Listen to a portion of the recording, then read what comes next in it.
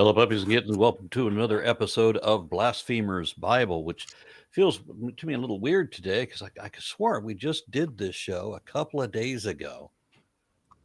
Certainly seems like it. I spent 2.5 hours with Lawrence and Isaac and Lilith as we were talking about the Old Testament prophecies of Jesus. Yeah, that was a great deal of fun. Yeah, I thought it was fun. Great episode. Yeah, there's always so much to talk about with those Old Testament Jesus prophecies. Yes. It's a funny thing. One of the things that I forgot to mention there is like what a prophecy is. It's where you describe, it's where you predict something that's going to happen in the future, and then there should be some accounting of where people knew that there was this prophecy in existence and what was to come at some point for some time before it came to be. And most of the alleged prophecies in the Bible are not things that anybody saw coming. And they're prophecies that nobody knew was prophecies until after they were fulfilled, which I think is just a retrofit, because the fulfillment is just, hey, we've been telling stories this way with these kind of tropes for many centuries, and we keep telling stories this exact way, and we always keep throwing in these kind of elements. Classic things like having twins where one's good and one's evil. Common trope throughout storytelling everywhere, right? That kind of absolutely thing. Yeah, absolutely. And of course the prophecies are always hyper specific, as we're so fond of pointing out the wars and rumors of wars. Nicely narrows it down. So Jesus's prediction of when he was going to come, you will know the end times because there will be earthquakes and kingdom will rise against kingdom, and there will be floods and famine in various places and blah blah blah. So every year since Jesus said that, every year for 1,000 years before Jesus said that, all match that prediction. Pretty much since the beginning of human history. Yeah. So, anytime, just when he feels like it. And to me, what's also very clear in how the gospel authors have to go out of their way to try to fit some of those prophecies, like inventing stories as to how Joseph and Mary ended up in Bethlehem in the first place and things of that nature, just to make those prophecies fit. Yeah. And Lawrence has just gone off camera. I wonder if he's still here, because I wanted him to recount the story that he told me earlier. Lawrence, you still here? He'll probably be back in a second. All right. Well, I guess we'll just have to get started then. All right. So who is reading today? I volunteer Lilith, I guess, because I was about to say. Yeah, this will be a long one. No, the chapter itself is not that long, but the subject is probably. But the commentary will be, and yes, it will be. I agree with you. Tamar, how far would you like me to go? 15. Thank you. All right. I will not scream. 2 Samuel, chapter 11. In the spring, at the time when kings go off to war, David sent Joab out with the king's men and the whole Israelite army, and they destroyed the Ammonites and besieged Rabbah. But David remained in Jerusalem. One evening, David got up from his bed and walked around on the roof of the palace. From the roof, he saw a woman bathing. The woman was very beautiful. And David sent out someone to find out about her. The man said, "Isn't this Bathsheba, the daughter of Eliam, and the wife of Uriah the Hittite?" Then David sent messengers to get her, and she came to him, and he slept with her. She had purified herself from her uncleanness. Then she went back home.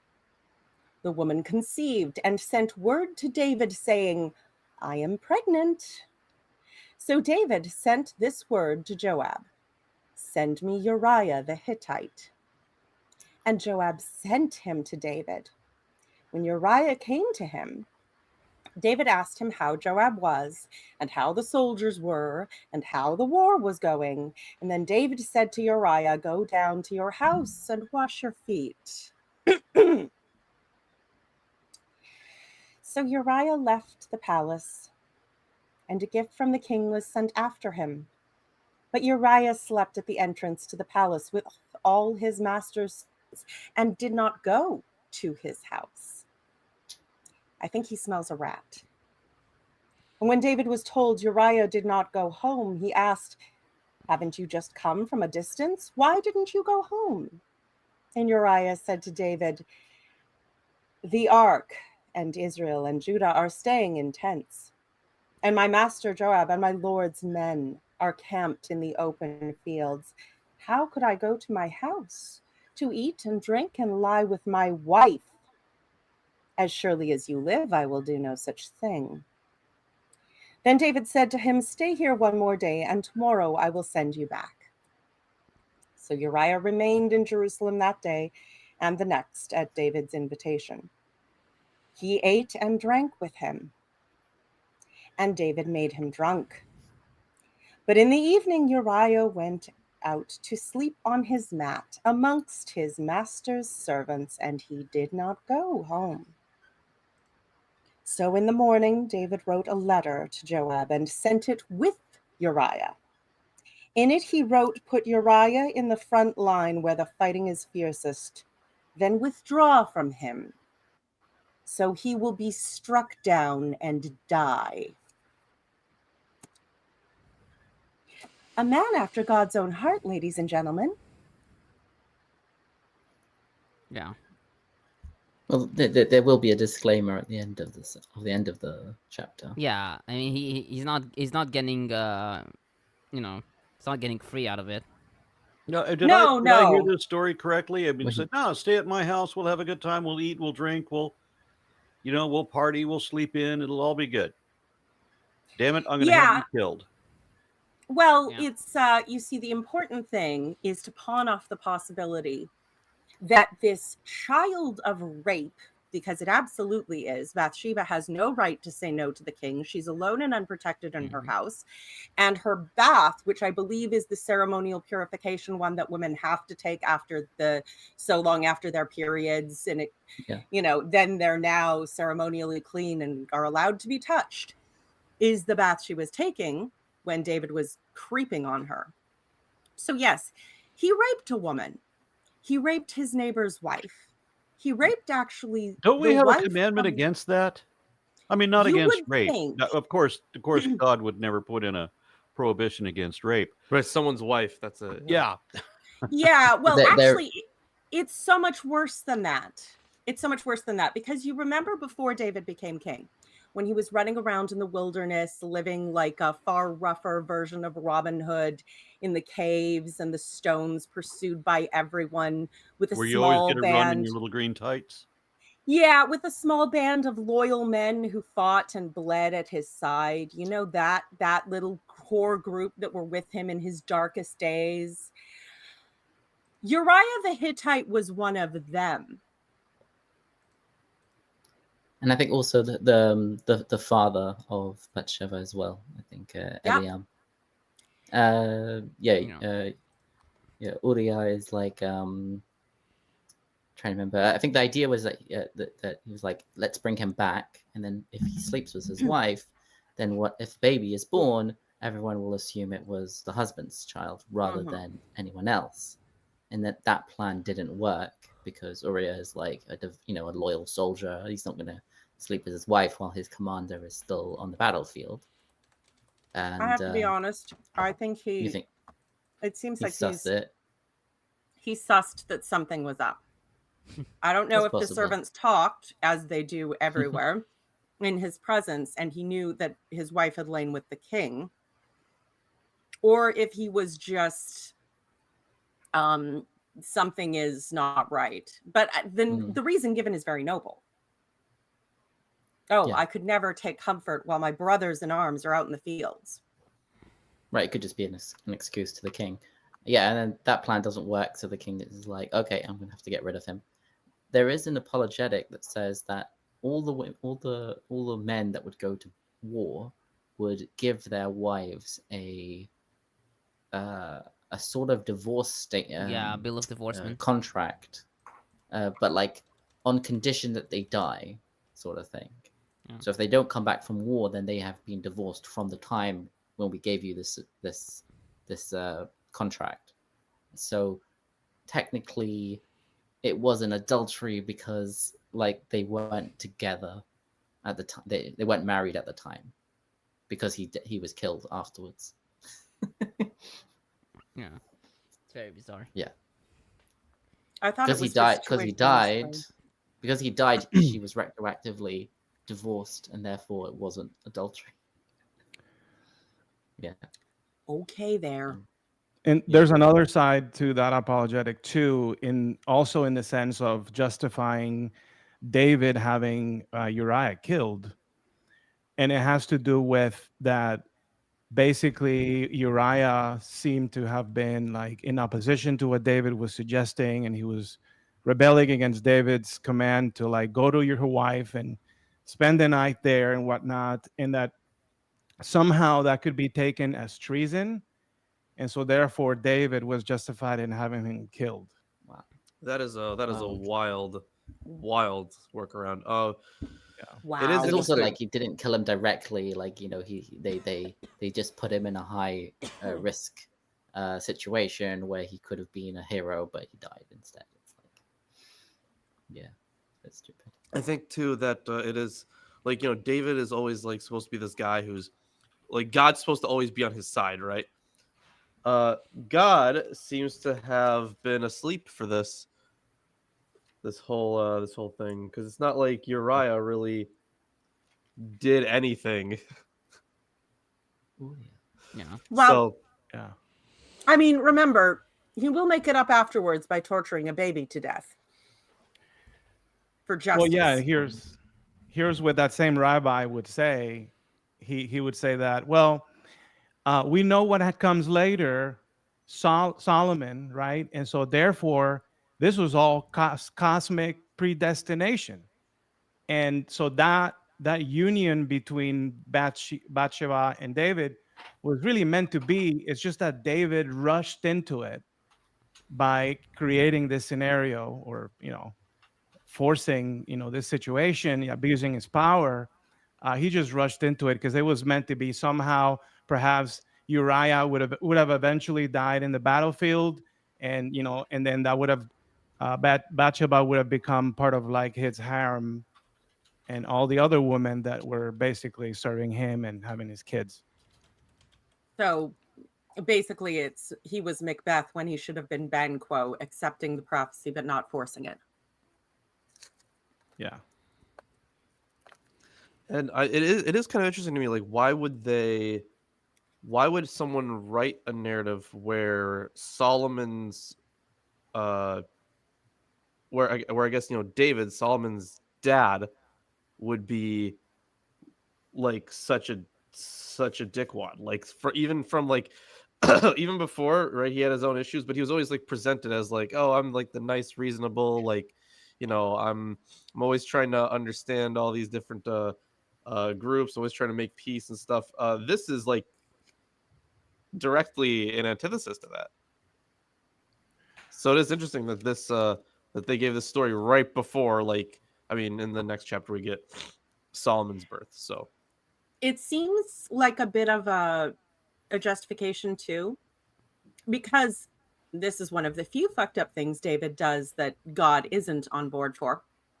And Nathan gives him the prophecy, which we'll come to, of the sword will never depart from your house. It seems to be a bit of a justification for why David, the blessed of the Lord, the anointed, a man after God's own heart, had a reign that was so troubled.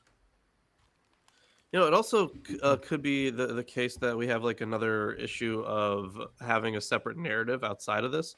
So the times that the times that David is like portrayed as good are, I mean, they're all throughout, right?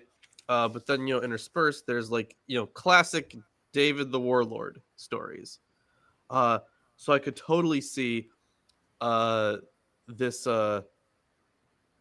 this connection, but I guess the part that still gets me is like, why Solomon here? Was it initially part of a Solomon? I don't know. I just don't know. It is very weird to have basically just like an assassination.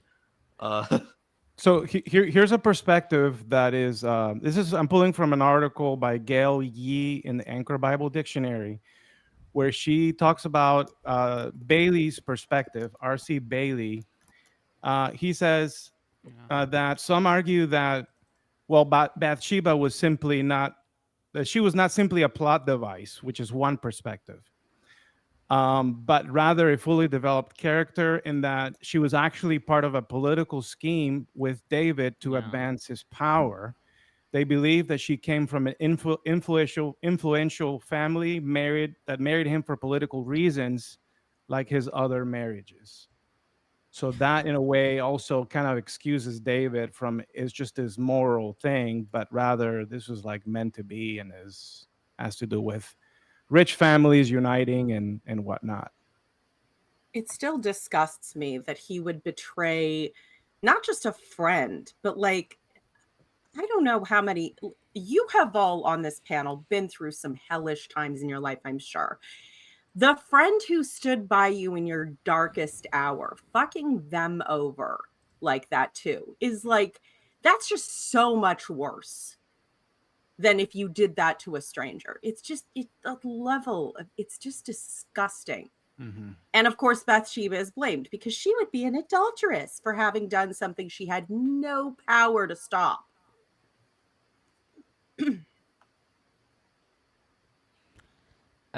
Okay, I think I should start. But before I do, so I was kind of disappointed by the commentators in regards to this chapter because they didn't really commentate on the story of David and Bathsheba in a manner that I thought was satisfying. So I had to bring other sources, and I've cited them on my Discord. I've used I think I've used. Did 5. you say your Discord? No, you know what I mean, right? I heard you say my Discord, sir. Yes, because There will be no mutiny in my Discord. Pistols Sure, at Jack. dawn, but let's finish the commentary. Okay, so I used Alexander Abasilis' Was It Rape? The David and Bathsheba Pericope Re-Examined.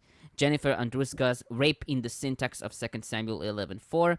Richard M. Davidson's Did King David Rape Bathsheba? A Case Study in Narrative Theology.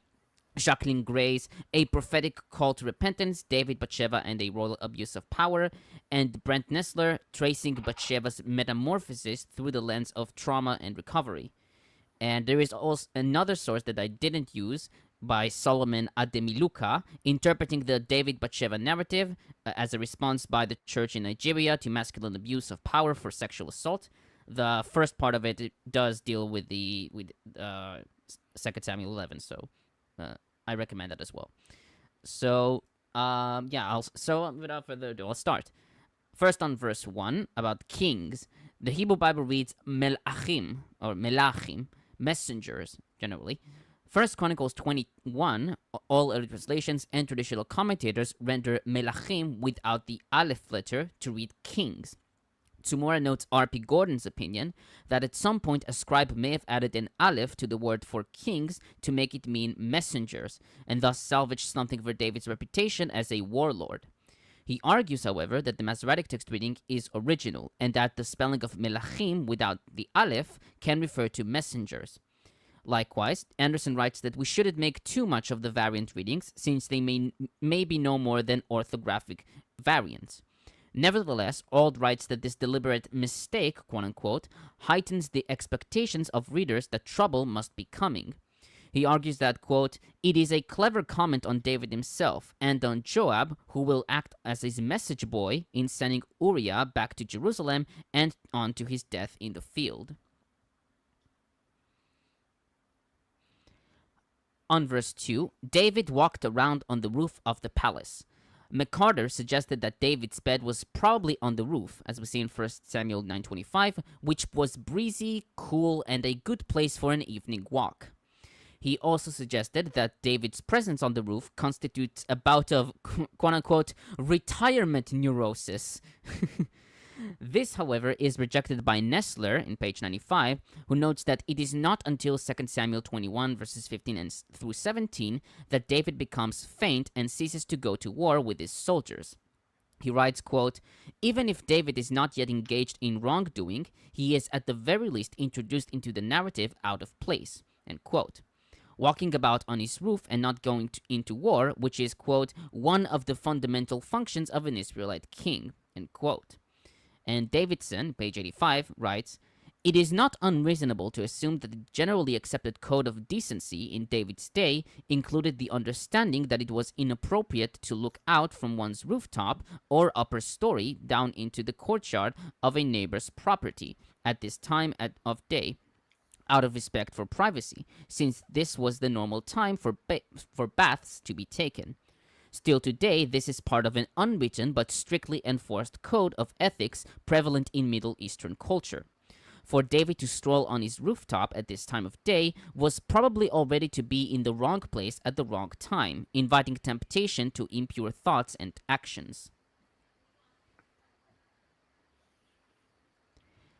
On that same verse, So he was a deliberate peeping Tom.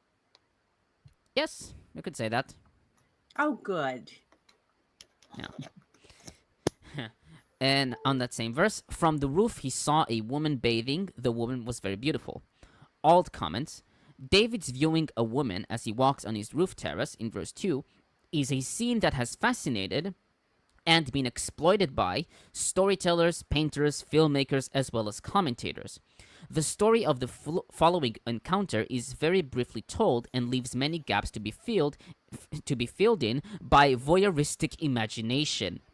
Huge attention has been directed to the nature of the washing or bathing being done by the woman whom David observes from his roof. Ritual or non-ritual, proactive or reactive. Only 3 women are described in the Hebrew Bible as washing.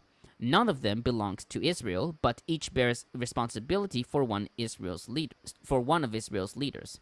The daughter of Pharaoh in Exodus 2:5, Ruth in 3:3, and this woman, who we learn is a wife of a Hittite, is to become Solomon's mother. Unlike Ruth and Pharaoh's daughter, this woman is observed as she washes, and is observed as being very good looking. The description of Bathsheba is used of only 2 other women in the Hebrew Bible. Rebecca in Genesis 24:16 and 26:7, and Vashti and other young women in Esther 1:11 and 2:3. End quote. Anderson notes Matthias Augustine's opinion that Bathsheba intended to be seen by the king, but he writes that there is no real reason to assume this. Davidson, in page 84, writes that the architectural reconstructions of the typical Israelite 4-room house reveal an open courtyard where household residents probably bathed. He writes, quote, "All these data combine to make the point that from his rooftop, David could have seen a woman bathing without her being deliberately provocative." On verse 3, Bathsheba. Anderson writes that her name means either daughter of Sheva or daughter of oath. The word Sheva also means 7, and so the name can mean the daughter born of the 7th on the 7th day. Septuagint reads Ber-Sabi, probably reflecting Be'er Sheva, and 1 Chronicles 3:5 reads Batshua. On daughter of Eliam, commentators note that it is unusual for the Bible to mention both the husband and the father of a woman. This has led some to see some special significance with the mention of Eliam.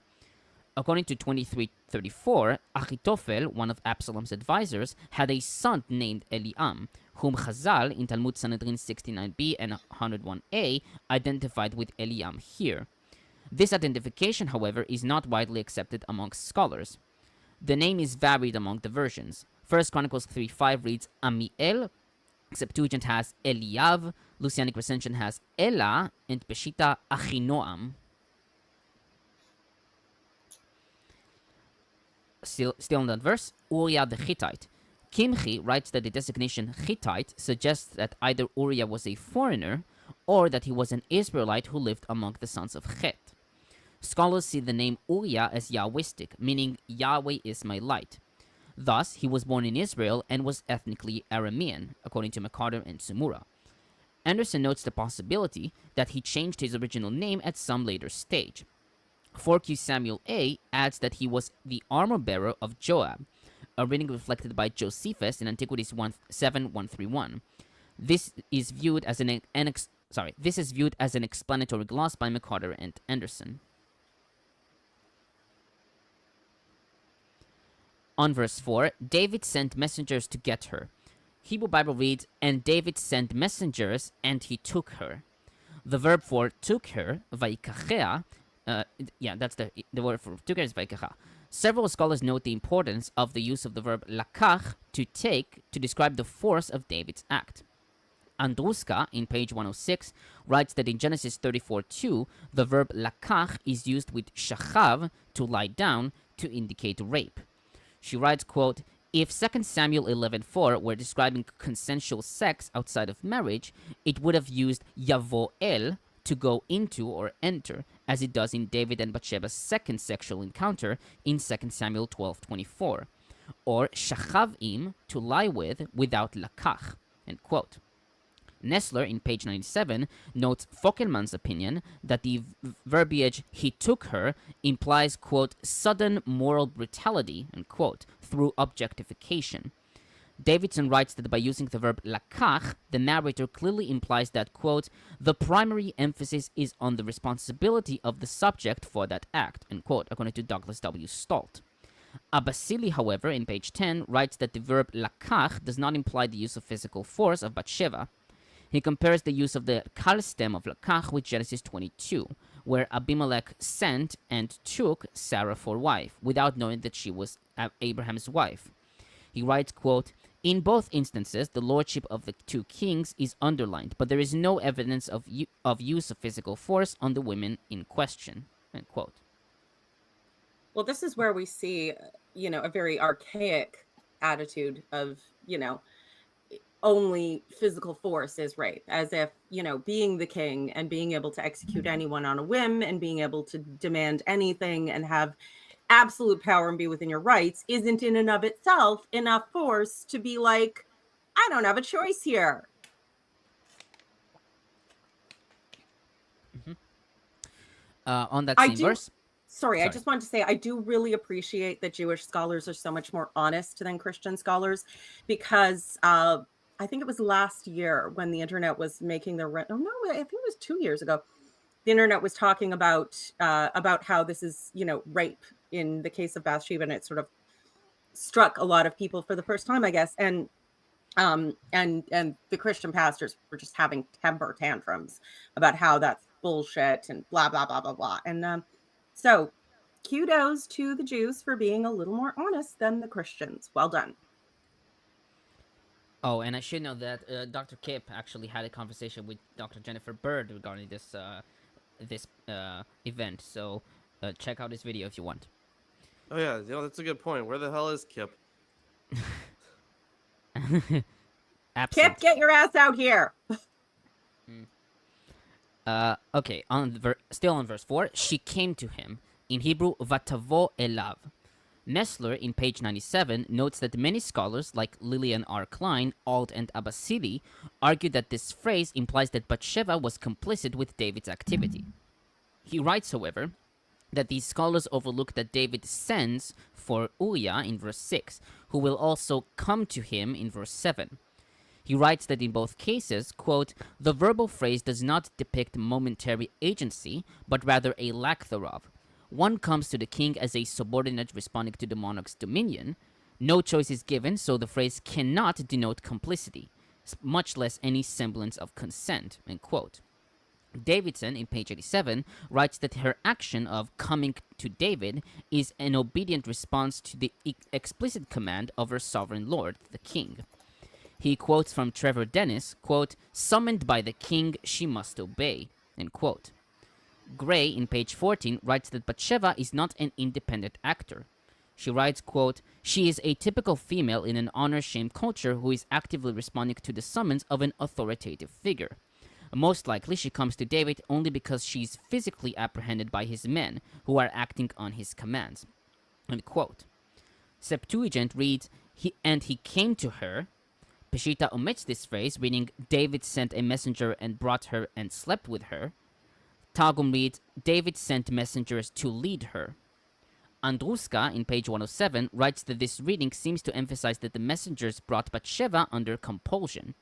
She further writes in page 107 and 108, quote, it is noteworthy that whilst both the Midrash and Talmud attempt to whitewash David's character by providing justifications for his behavior, as we see in Talmud Sanhedrin 107b, Avodah Zarah 4b through 5a, Bava Metzia 58b, etc., neither attempt to excuse him by transferring this blame to Bathsheba, which would certainly have helped them in their agenda. This is even more odd given the negative views of women expressed elsewhere in these traditions, in Ta'anit 24a and Nedarim 20a. Transferring the blame to a woman would have been the easiest way of removing it from David, and this is precisely what happens in the history of interpretation later.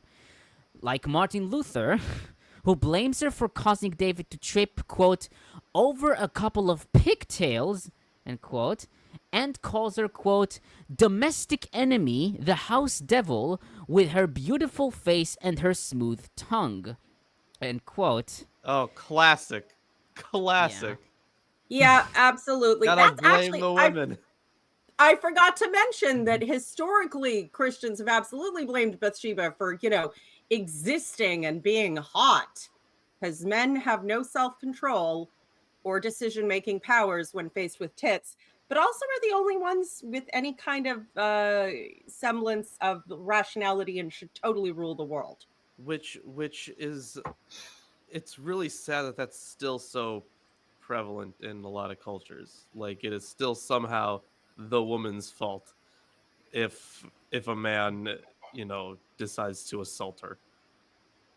I wonder if you were to check the different translations, which ones would say he saw her from the roof, or she was bathing on the roof, and she saw him, and he saw her. I wonder if let's say more Christian translations would prefer that she's on the roof bathing, and that's somehow provocative. I could see that. As opposed to he was like, peeping into an internal courtyard because he was on the tallest building in the city. Well, I have the NIV here, which is very classic Christian. And it says that he walked around on the roof and from the roof saw a woman bathing. So, the implication is that she's bathing on her roof, but it's not quite as focused on her. But yeah, I could definitely see some translations. To me, the part that really gets to me is on verse 4, where it says, David sent messengers to fetch her. She came to him and he lay with her. And then we get this quote, she had just purified herself after her period. Sort of like, oh, don't worry if you thought that maybe that, David would get, infected or becoming spiritually unclean because of this. Never mind the fact that, he brought her and and made his way with her because she was spiritually clean, so that's all right. And I think that's part of the reason people think that was a purifying bath, because a woman is supposed to wash herself at the end of, you have your period ends, so many days you bathe. But that also is, it's given the amount of time required for the period to end and then the time of purification and then the washing. It's also a time when you're more fertile. You're more likely to, like, if you immediately jump into bed after you have the purifying bath, the amount of time, it increases the probability of childbearing, which is, I think, actually, haven't Orthodox Jews brought that forward as a reason for the rules as they are, I believe, in some cases. Yeah, but I mean, there's also the idea that I think they also lean into the idea of, like, you shouldn't. It's healthy for husband and wife not to, like, touch constantly and, like, every month, to have, like, a week or two where you can't have touch, separation, like, come together. It builds. And then like a night that they call it the mitzvah night, or mikvah night, I should say. The night when they bathe. I can see that, the building of anticipation, if you will. Yeah. But it could be a thing. But yeah, it's also affects fertility, which is why it's not at all surprising that she ends up with child. Yeah. I mean, I guess if you were arguing from the perspective that, it's her fault or whatever, then I guess you could say like, oh, why is she cleansing herself with a husband not home, sort of thing. Like, who is she cleaning herself for? I think Because- it may also function in a way of reassuring the legitimacy of this child from David's perspective. Like, oh yeah, I actually planted a seed right after she had her period. So, Well, the It thing must is, be mine. this child ends up dying. mhm.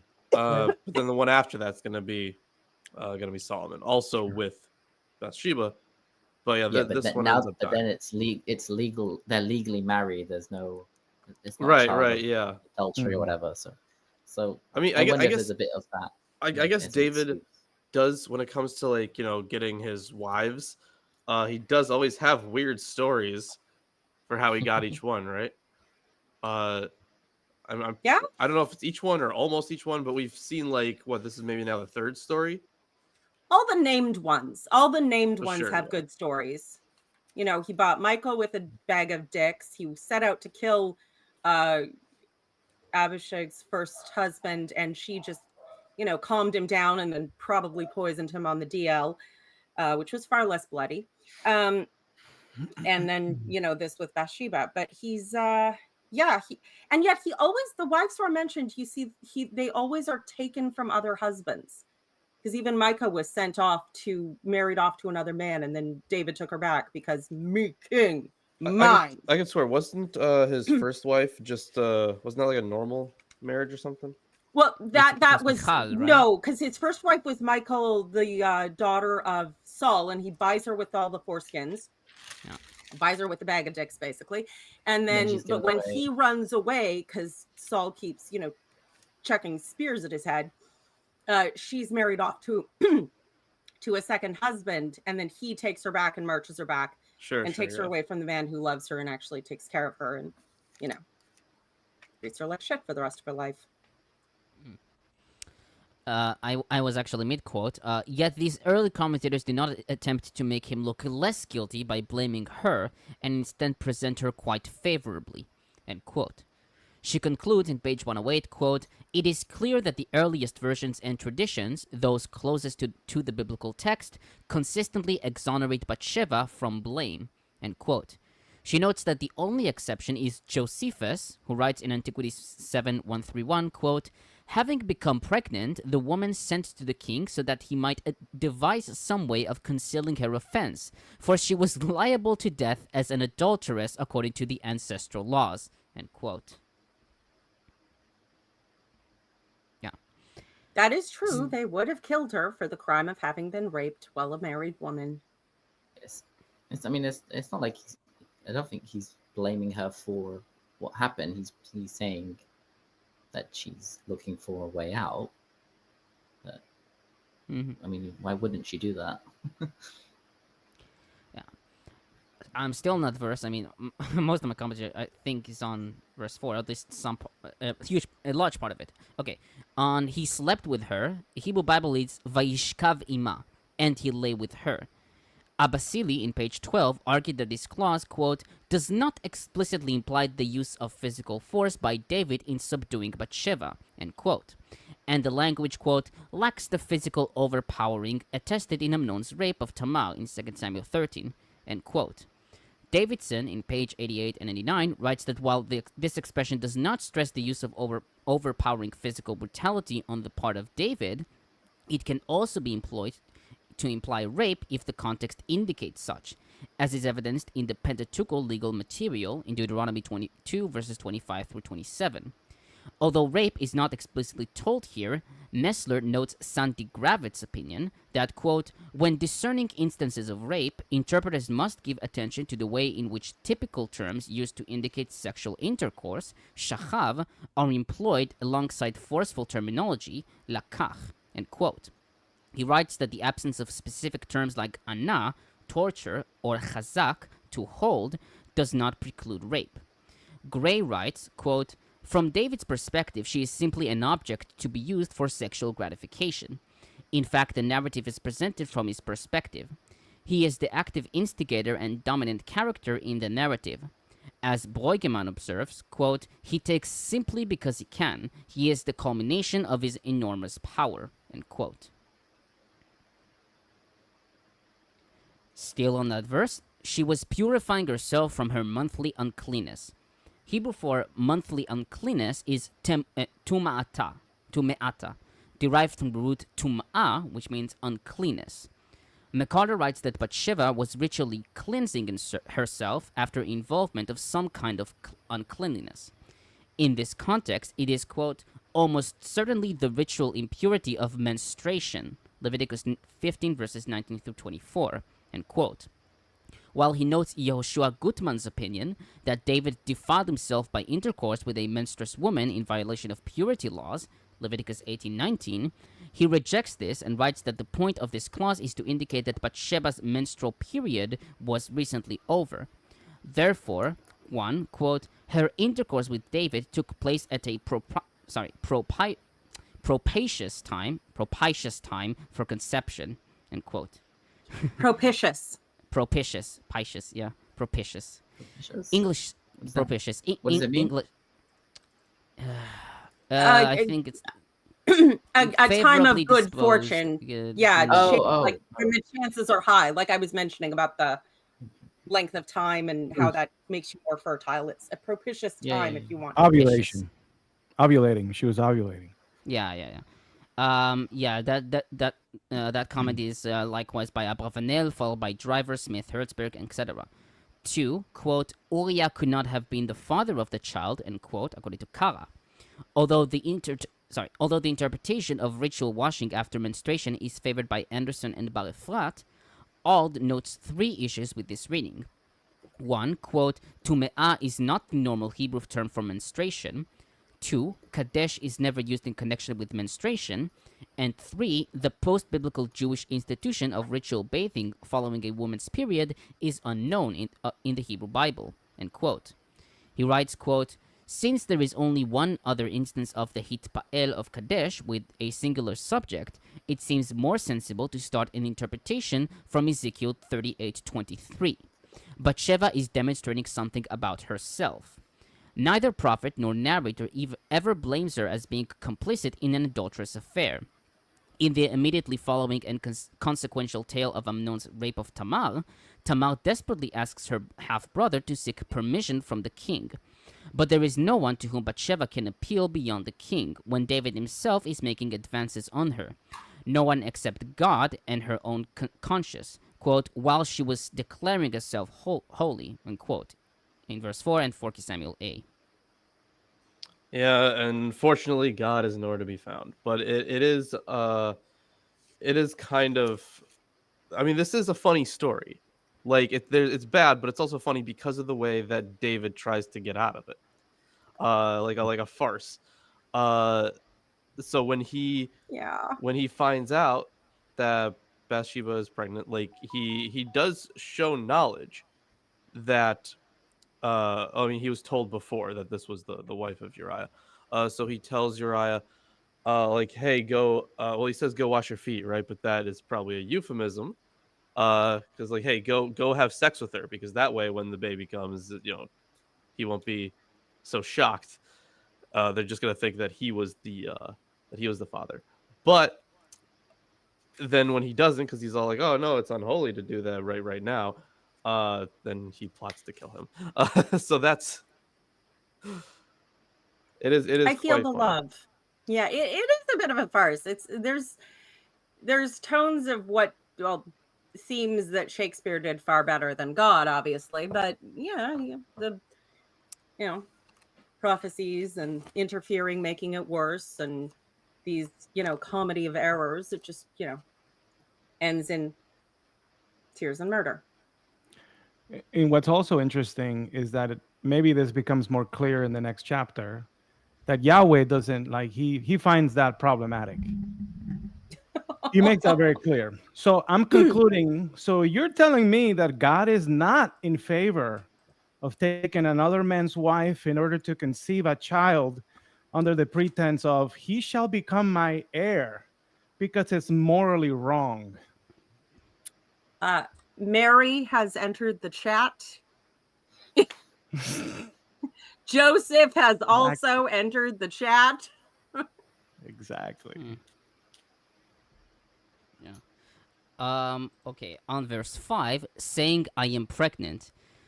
Gersonides writes, quote, it could be that after intercourse, her uterus remained without moisture, for this indicates pregnancy, unquote. Yeah. Oh, he's trying to explain how she knew that she was pregnant. Oh my god. Yeah. Oh yeah. my god. So he's Oh my saying god. that- Yes. Yeah. So he's trying to say, I guess at the time they thought that after My uterus feels dry. Maybe I'm pregnant. Yeah. This is a maybe very that could be what they thought back then. I think I think was so. this one of Very these also men talking physician? about He was women's He anatomy. was medieval. Yeah, he lived yeah. in the 14th century. No, was he a physician or am I? He was a lot of things. He was an astronomer, mathematician, engineer. Yeah. He was a Because, man like, he- talking about women's reproductive Yeah. organs Yeah. without ever having listened to anything a woman said. So he's full of shit. Is Yeah, this so is this where Ben Maimonides- Shapiro gets his women's anatomy from? Mm.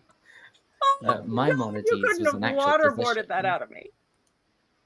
Maimonides was an actual physician, and I think he was like a court physician for the Sultan in Cairo or something, and whoever it was at the time. And a lot of his books have medical advice in them, and like religious Jews look up to him a lot, but they'll be like, "Oh, his medical advice, we know it doesn't work these days because like human nature has changed." Oh, okay. Yeah. They're like excusing why the medical advice that this great rabbi gave back in medieval times doesn't work in modern times. Although apparently there is like the Maimonides diet, which is I think became popular for a bit recently. And there's one good advice I think he gave, which is when you sleep, you should sleep on your left side so that you digest better. And then, Maimonides nuts. Oh, shut up. Okay. I almost uh, exclusively sleep on my right side. Go figure. Okay, I'll yeah, continue. he says you should sleep on your left side and then wake up on your right. I don't know how you're supposed to do that, but I'll Okay, enough of continue. that. Are we ready to move on to the next chapter? No, I have. yeah. Oh my god. Oh. Yeah. Commentary might finished, haven't I? Okay. So, Gray, in page 16, notes Randall Bailey's opinion that Bathsheba's lack of distress in reporting her pregnancy is, quote, a further indictment of her as a sexual and political provocateur, end quote. She writes, however, that Bailey's analysis, quote, ignores the power dynamics and authoritative positions of David, end quote. Messler, in page 102, writes that even in silence, Bathsheba's body speaks, quote-unquote, for her. He writes, quote, Bathsheba's body speaks, quote-unquote, through pregnancy, a testimony to its violation at the hands of the king. Through her body, Bathsheba is imbued with a modicum of agency in verse 5, as she sends, quote-unquote, for David to inform him of her conception, end quote. Davidson, in pages 89 and 90, writes that her response to David after she knows she is pregnant is, quote, a mirror image of what David had done to her, as he sent messengers to fetch her. So now she sends a message to him that she is pregnant, end quote. He quotes from Dennis, quote, she's doing what David did. She is sending him a message. She's answering his show of power with hers. He asserted his power over her by raping her. She asserts her power over him by conveying to him the words, I am pregnant. To David, they, i.e. these two words in Hebrew, are devastating. He will never be the same again. On them, the plot of his whole story, from 1 Samuel 16 to 1 Kings 2, turns. They are not the triumphant cry of a woman who knows she bears the probable heir to the throne. They are the plain speaking of a woman who has been raped and discarded and who wishes most courageously to make clear to her rapist the consequences of his act, end quote. He concludes, quote, Bathsheba's response to David, I am pregnant, far from implicating her as co-conspirator, reveal her as the victim who seeks to hold her rapist responsible for his rape, end quote.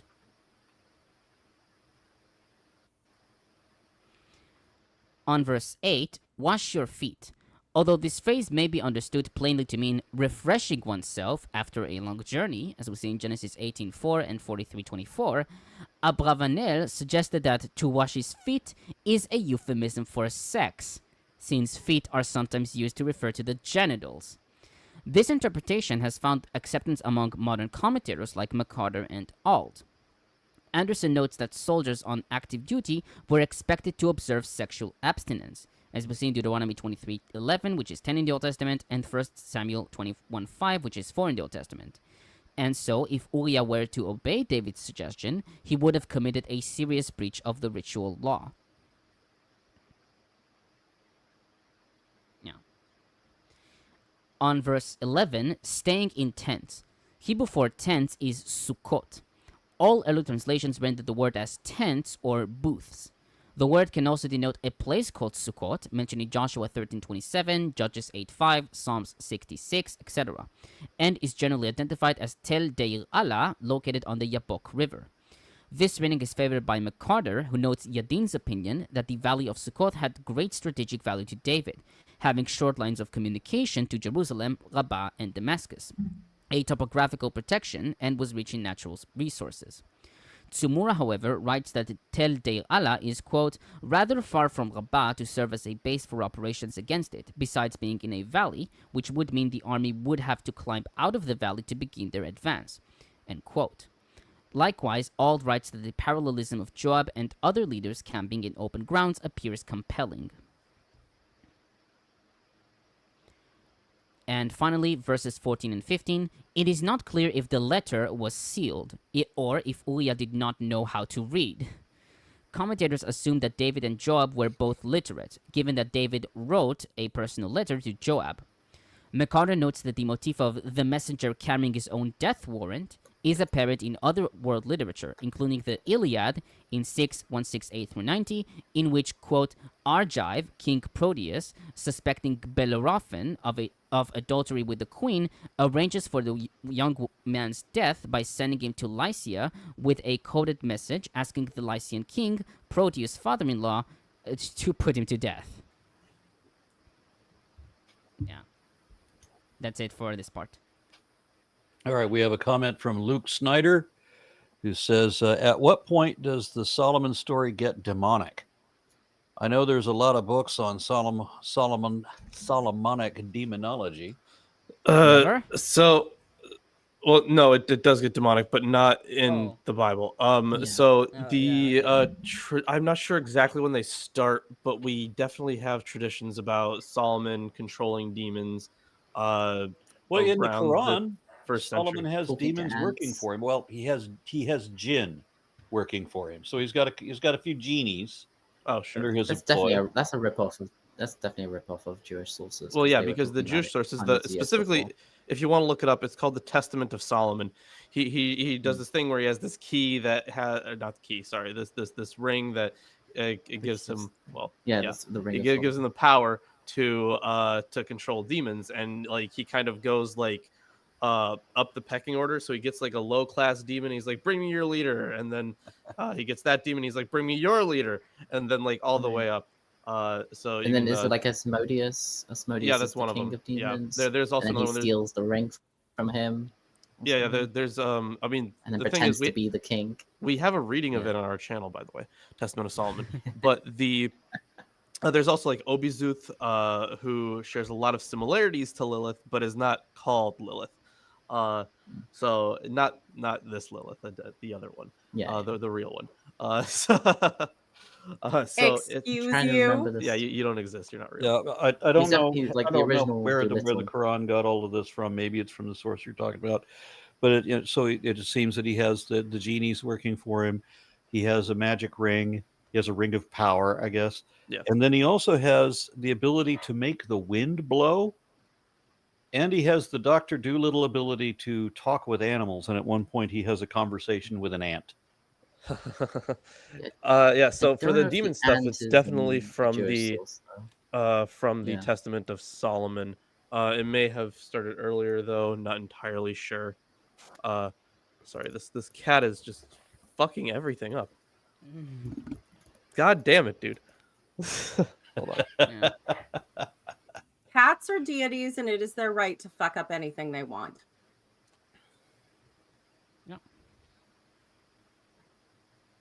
I suggest we continue, or Yep. Yes, of course. All right. So I will continue with. Let me see. Where's my? Oh, we're there is we're a still second finishing part of- chapter 11. Yeah, 11. Yeah, we're still in 11. Sorry. Well, I thought we'd finished that one. No, we didn't. No. Well, at this point, Uriah is still alive.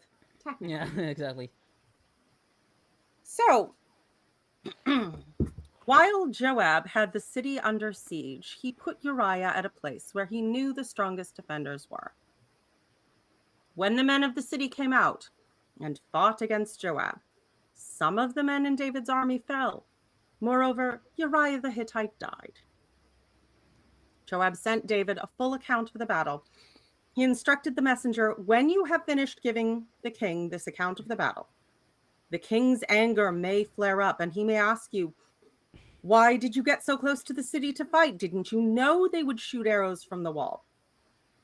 Who killed Abimelech, son of Jerubbaal?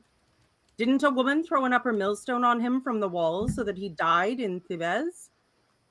Why did you get so close to the wall?' And if he asks you this, then say to him, 'Also your servant Uriah the Hittite is dead.'"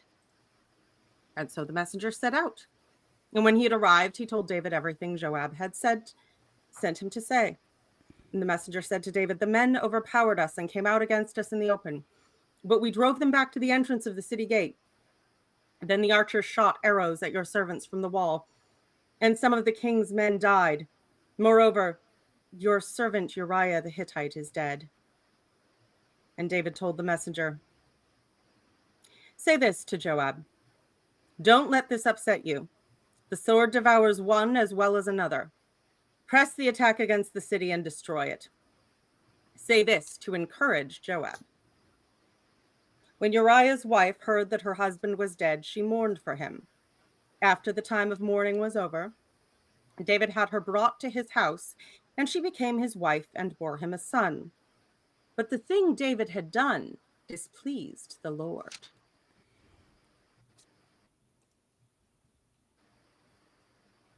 I'm not sure if it was the rape or murder that displeased the Lord, but he's upset finally. Mm-hmm. I don't know. I'm wondering if there was something he did there that was ethical. That maybe No. that's what pissed God off. Who, David? I mean, you could argue that not just leaving Bathsheba to be murdered on account of the adultery that she totally had no say in could be considered a form of taking responsibility, but again, via, betrayal and murder Yeah, of he your should have had her closest executed. allies. Mm-hmm. That would have been fair. Yeah. Okay, I'll start on verse 21 about Yerub-Besheth. This was Gideon, who was also called Jerubbaal in Judges 7:1. The reading Jerubbaal or Yerubbaal is attested in Septuagint, at least the Cage recension, and the Lucianic recension. Peshitta reads Nadobaal. McCarter notes that the Alexandrinus and Vaticanus have Jeroboam, to which they add in verse 21, son of Ner, as if pointing to a text that had Abner for Abimelech. On verse 22, Septuagint adds David's response to the messenger's report, which is basically what Joab anticipated in verses 20 and 21.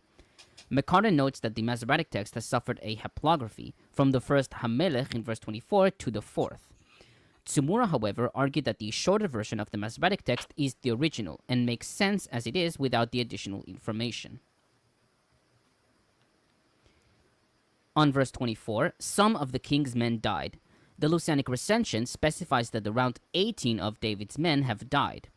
This reading is favored by McCarter, who writes that this was lost from the Masoretic text at the beginning of the haplography described earlier. Anderson, however, takes it as an explanatory addition.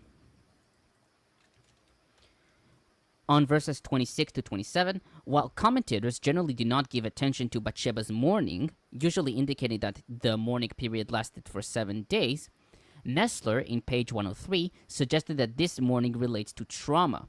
He notes that elsewhere in the Hebrew Bible, the Israelite mourning practices cause the living to act as if dead, in solidarity with the deceased.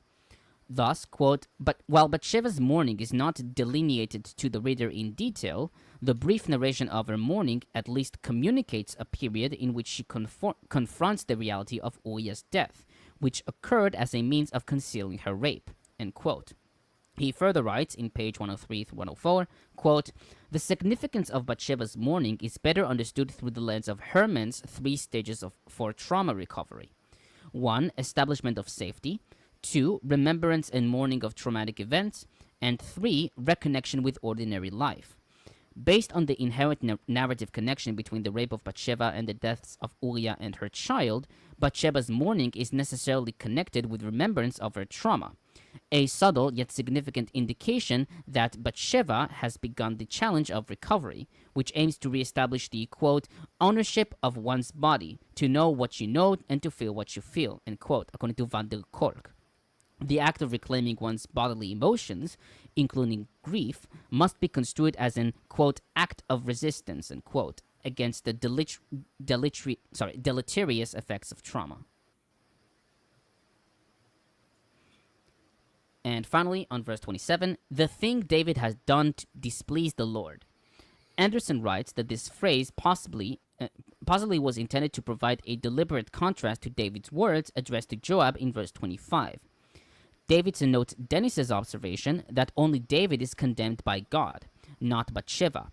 He writes, quote, the most natural way to interpret that is to suppose that Bathsheba has indeed been the innocent party all along, and David's victim, not his co-conspirator, end quote. And Gray, in page 20, writes, which thing of David was displeasing? There seems to be so many options. What was it, the coercion of Bathsheba? The power rape, quote-unquote? Was it the attempt by David to arrange the lawful execution of Uriah? Or was it the nefarious arrangement of his military suicide mission as equal to murder? The king and upholder of the law has been compromised on many levels. Perhaps, and most likely, it is the combined whole of this collective thing, quote-unquote, that displeased Yahweh.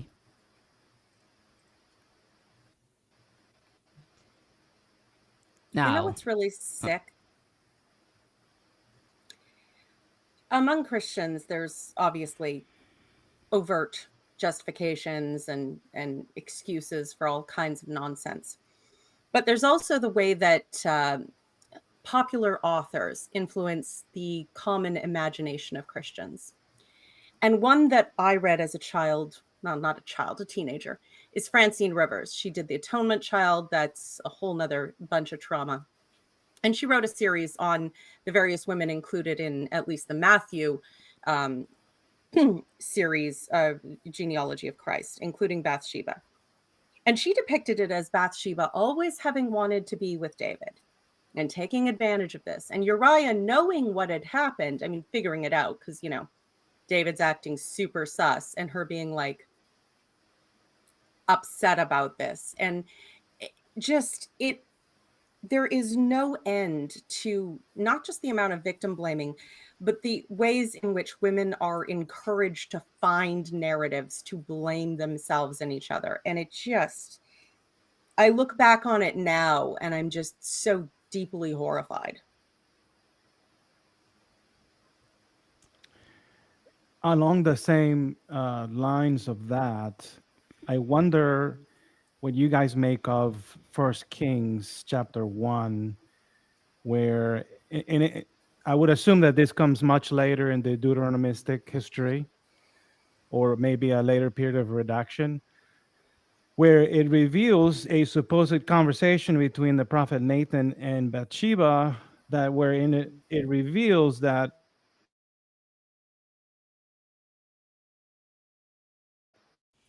perhaps king, that as a result of their union, that one of her sons, and he names it here, Solomon, will become later king.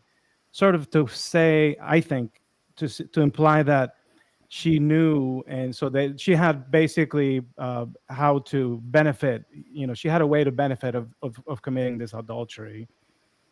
I'm almost sure that the Jewish commentators see that as what he said to her after the baby died. So because it says that he went and consoled her and lay with her, and she bore another child called Solomon. The idea the being, because you've had to watch your baby die because of my sin, I'll make it up to you by putting your next child on the throne. Yeah. Well, also there was that whole thing before that with Absalom, right? Mm-hmm. Where, oh yeah, that's a whole where nother. Absalom dies. Yeah. That's late. That's after. That's the next. Yeah, yeah. It's after this. It's not even that far after this portion. Yeah. We get into the Absalom narrative. Yeah. Now, yeah. Now the Christians. Ooh, Ugh! yeah. So we'll start with Give me Jerome, a little who lived. jingle for it. Okay. Jerome, who lived in the 4th through 5th century, writes that fascinated by Bathsheba's nudity, David illustrates how a man cannot use his eyes without danger, even in his own house. He had 3 wives. It's not like he'd never seen a woman naked. He was on the roof. I mean, that kind of Yeah. reminds me of my uncle, who was like a rabbi, and he would, I don't know if he did it every day, but at least on the Sabbath, he would walk without glasses so that he wouldn't like look at advertisements and stuff like that. What?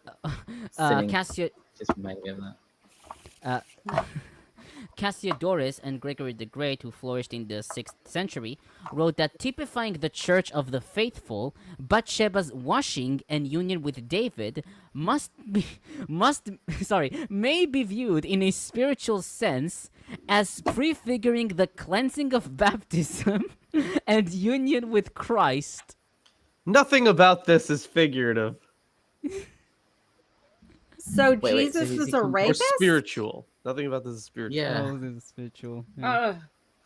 Yeah. I So mean, you get baptized, okay, Jesus will rape you afterwards. Great. you get washed up nicely, and then you have to take, God's glory or whatever it's called. Well, they do beg him to come deep inside them. Yeah. No. Augustine, who lived in the 4th and 5th centuries, write that confidence in Scripture's truth, which is founded on divine authority, is not to be undermined by its record of the blameworthy conduct of certain otherwise praiseworthy persons.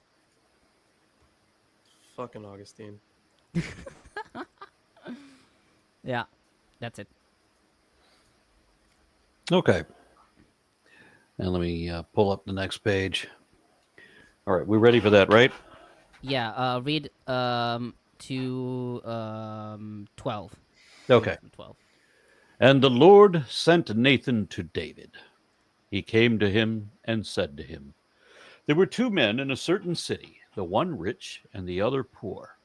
The rich man had very many flocks and herds, but the poor man had nothing but one little ewe lamb that he had bought. He brought it up, and it grew up with him and with his children. It used to eat of his meager fare and drink from his cup and lie on his bosom, and it was like a daughter to him. Now, there came a traveler to the rich man, and he was loath to take one of his own flock or herd to prepare for the wayfarer who had come to him. But he took the poor man's lamb and prepared that for the guest who had come to him. Then David's anger was greatly kindled against the man. He said to Nathan, as the Lord lives, the man who has done this deserves to die.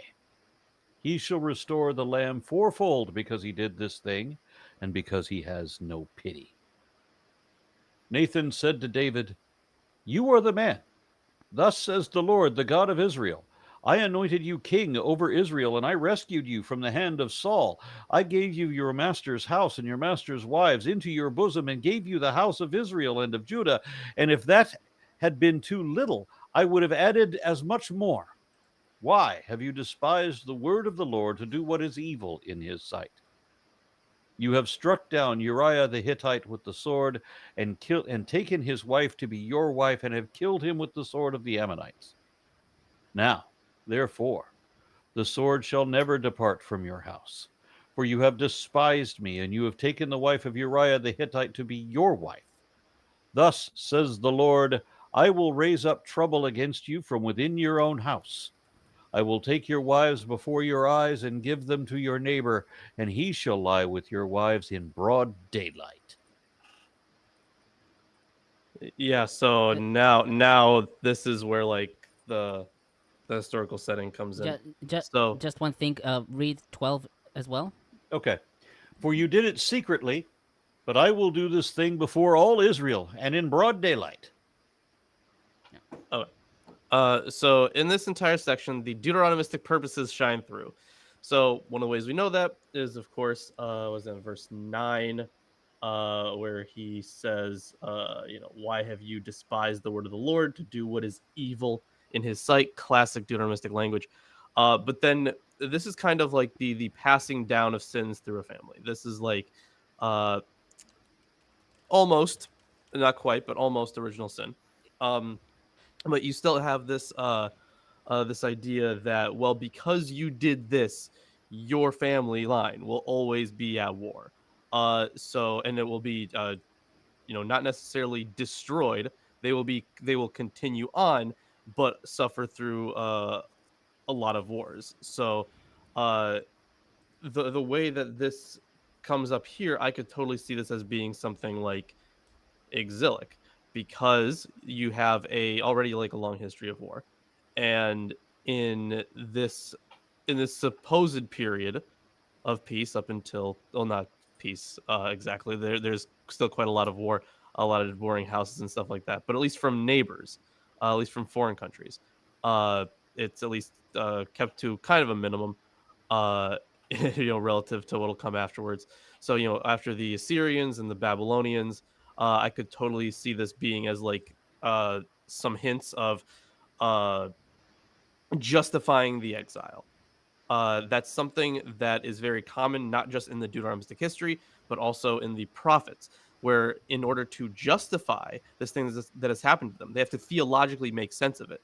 One of the things that they would say is like, well, obviously we were worshiping wrong. That was one thing. And now here we're given like another story as to like, here is why this entire family line is doomed to always like be at war. So you kind of see why a later author would put in this story to justify that, but it had to be bad enough to where it like trickled down to the other generations. This is worse than trickle down economics. Jesus. And I mean, the sword will never depart from your house. We've mentioned this before, and in the episode I was absent for, I know the difference between Deuteronomistic and exilic sources, basically PRD if you're going by the old. But in some cases, I think it really is both.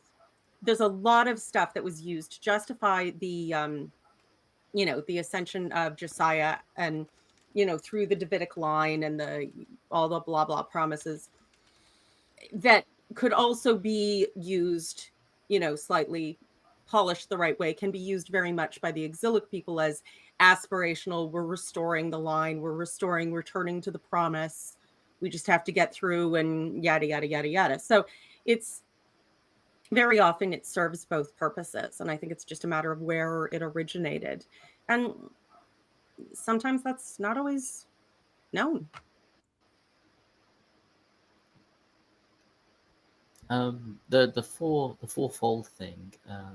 There are commentators that say like that the four sons of David are like the punishment. So like this unnamed child, and then you have Absalom, Amnon, and then I can't remember what the fourth one is, but it's like, because usually if you want to talk about like retribution or something, you say sevenfold, right? You'll be complete. No, Tamar. Oh, Tamar. Tamar was. Oh yeah, that makes sense. Tamar, yeah. Absalom, Tamar, I remember. That makes sense. So not 4 sons, but 4 children. I think the fourfold is because it's about stealing a sheep, and I think it's Leviticus, whatever it says, that the punishment for stealing sheep is fourfold. Oh, King, you are the man. Story. Did Isaac glitch for everyone or just me? for a little while. He's a I'm- little glitchy. I can hear you. Oh, you just had a momentary glitch. It's all done. Oh, okay. Yeah. That's fine. No, it's sorry. I just yeah. StreamYard has It's, been glitching it's for the always entire nice. show. I've had several moments where pretty much everyone glitched on panel. So Oh dear. Yeah, Mm. the Well, it is last always- show. The last show, I actually used my phone as a hotspot, and for some reason now the Wi-Fi is working better than that. So I do love how God never fails to torture kids because their parents pissed him off. Yeah, it does get. We do get conflicting theologies as well, especially in Ezekiel, because Ezekiel's like the odd one out when it comes to the prophets, which is probably why he's so much more interesting than the other ones. But yeah, like there's this portion in Ezekiel where he's like, is it Ezekiel 18 or 38 or something like that? I forget the chapter. But essentially he has this pronouncement against the idea of children being punished for the deeds of their fathers. Mm. Okay, I think I should start on verse. Wait, is it? Okay, verses 1 through 4. David rebukes David through a parable. Gray, in page 21, writes that if Nathan would have confronted David directly, it would suggest that even the prophet is vulnerable to harassment and harm by the king, just like Bathsheba. She writes, quote, if Nathan the prophet, known to David, is possibly open to physical harm by offending the king, then how could Bathsheba be expected to have rejected his sexual advances? It appears that the king is dangerously intoxicated on power and despotism. On verse 3, I was just going to say it does also have the added benefit of having him declare his own guilt, which is yeah, okay, on verse 3, it was like a daughter to him. Hebrew for daughter is bat.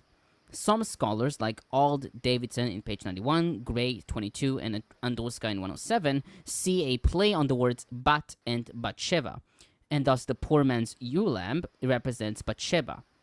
Nestler, however, writes in 101, quote, in light of the fact that Bathsheba's name has only, at this point, appeared in 2 Samuel 11:3, as well as the fact that her name is not given explicitly in Nathan's parabolic explanation, this interpretation is improbable. Moreover, it is not clear to whom Nathan's parabolic lamb refers to, for it is Uriah that is killed like the lamb, leaving the reader to wonder if anyone condemns David for his taking, quote-unquote, of Bathsheba. Additionally, Johannes Steibert suggests that the lamb could also serve as a proleptic, quote-unquote, symbol of Tamar, who is herself a daughter.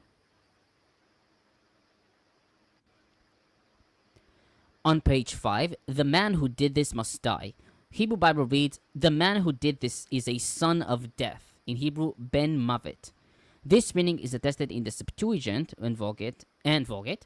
Peshitta and Targum read, that person deserved to die, which is the usual interpretation among commentators, found also in RSV, NEB, and NIV. McCarter, however, proposed to read, a fiend of hell, comparing Ben Mavet to Ben Belial, which reads son of hell. Thus, the expression Ben Mavet does not condemn the person to death, but rather characterizes the man's behavior. Auld notes the possible reading death's agent, with Mavet referring to the god of death in other ancient Near Eastern pantheons. Anderson writes that son of death refers to a subjective judgment or evaluation, and not to a legal decision.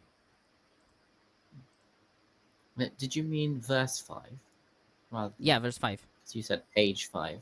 Sorry, verse 5. Yeah, I was, because I the sources. Yeah, sorry. On verse 6, he must pay of that lamb 4 times over. Did I say page again? No. On verse 6, he must pay that lamb 4 times over. Anderson suggested that this phrase, or even the whole verse, is, quote, a later explanatory insertion by a scribe who was aware that the law required only a 4-fold restitution, end quote, as we see in Exodus 22:1, which is 21:37 in the Masoretic text. Septuagint reads, he shall restore the ewe lamb 7-fold. McCarter follows this reading and notes DeVoe's opinion that the compensation should not be taken literally and simply means perfect restitution. He also notes Coxon's suggestion that 7-fold, Shiv'atayim, reminds us of Batsheva. Anderson, however, takes the Septuagint to reflect, quote, a proverbial compensation, end quote, comparing it to Proverbs 6:31. Rashi, following Talmud Yomah 22b, wrote that David was paid 4 times over, quote unquote, through the problems concerning 4 of his children. That child in verse 15, Amnon, Tamar, and Absalom. And Kimchi renders 8-fold. On On verses 7 So is it through possible 12, that the original story, the king was like put him to death, and then a later scribe added a more reasonable punishment that aligns with Exodus, as you said? I guess. But it's interesting that there's It's interesting that there's a discrepancy of the number, because if it was, let's put this, a 4-fold punishment like it says in Exodus, then I don't see where they would have decided to just do 7-fold or 8-fold. Mm-hmm. Maybe it's the reason being that maybe they retrofitted it, like, 4 troubles make the king pronounce his own judgment. I mean, it is kind of hard to tell. I get the interpretation of like of the kids dying. You said, right, Isaac? Yeah. So that's from Russia. Right. So I totally get that interpretation, but it is interesting that usually in these texts, if you want to talk about retribution, you would talk about it in terms of 7-fold. That's why it pops up in Genesis with Cain and Abel. And I think this is, where was it? The 4-fold restitution. Yeah, and Thomas said that 7 is not a legalistic number. It's a parable for perfect. Yeah. Yeah, David demanded that the lamb be restored 7-fold in most Greek manuscripts. Okay. Interesting. Okay, on verses 7 through 12, McCarter notes that many scholars think that chapters 1 through 12 were an original part of a succession narrative containing 2 Samuel 9 through 20 and 1 Kings 1 through 2, regard the oracle as secondary, and some, like Rost, von Rad, and Mettinger, take it as Deuteronomistic. He writes, however, that they admit that, quote, the connection between David's crimes and the troubles looked forward to here is already implicit in the larger account in chapters 10 through 12, end quote. He argued that verses 7 through 12 are not likely to be secondary to the prophetic narrative in chapters 10 through 12, and on the contrary, quote, contain a clear expression of its viewpoint, and they contribute directly to its chief purpose, that is, the theological interpretation of chapters 13 through 20, end quote. Anderson, however, writes, quote, it is indeed possible that these verses are a later addition, since David's repentance in verses 13 through 15a forms an appropriate response to the parable and provides a fitting conclusion. Moreover, it is difficult to harmonize the threat in verses 7b through 12 with the essential data of the parable, although this is not imperative. And finally, on verse 8, I gave you, etc., your master's wives. It is not told that David married Saul's wives. Rashi took Michal to be Saul's woman. Kimchi wrote that Eglah, who was mentioned in 3:5, was Saul's wife. Abravanel, however, wrote that this does not mean that David married any of Saul's wives. Rather, it means that David would have been allowed to marry one of them if he wished to. He writes, quote, there is no one who'll charge against him, for they were allowed to him by law, since the king's widows are permissible to a different king, End quote. Likewise, modern commentators propose that there was a practice by the new king to take the wives of the previous king, as is attested in 1621 and 1 Kings 2:22. McCarter notes that some scholars, like Levinson and Halpern, suggested that Ahinoam, daughter of Ahimaaz, who is called Saul's wife in 1 Samuel 14:50, is to be identified with Ahinoam of Jezreel, who was David's wife in 1 Samuel 27:3 and 35.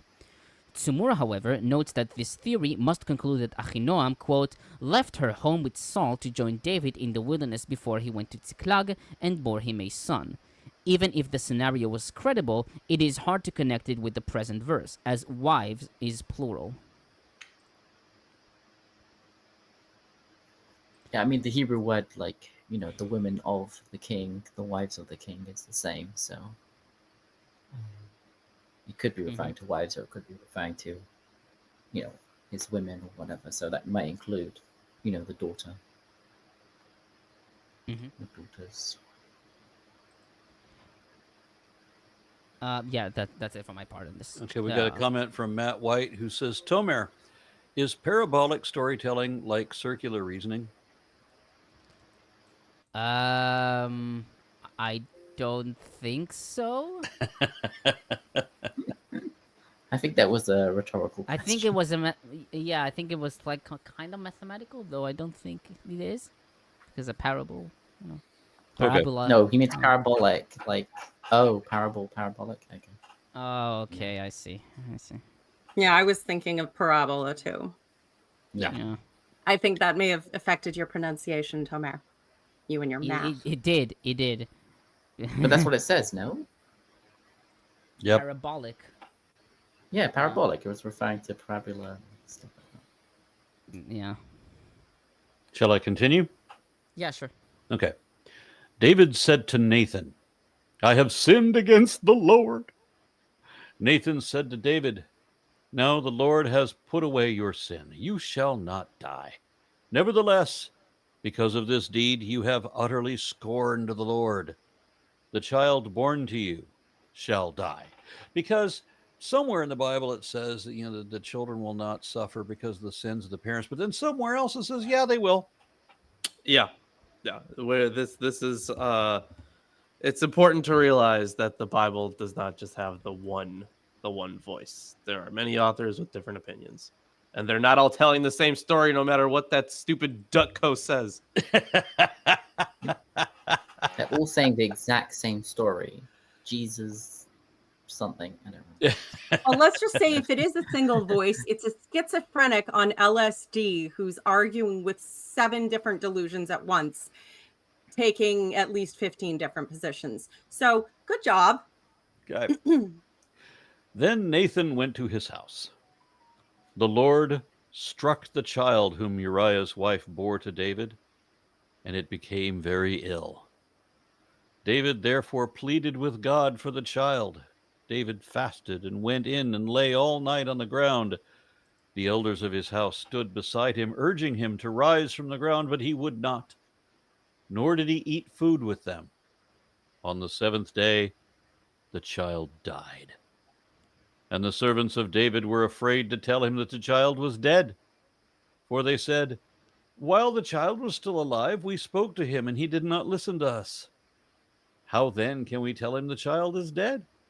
He may do himself some harm. But when David saw that his servants were whispering together, he perceived that the child was dead. And David said to his servants, is the child dead? They said, he is dead. This reminds me of that really badly written novel in Throw Mama from the Train. You know, the one woman that was reading about the submarine story. You know, this is just very badly written.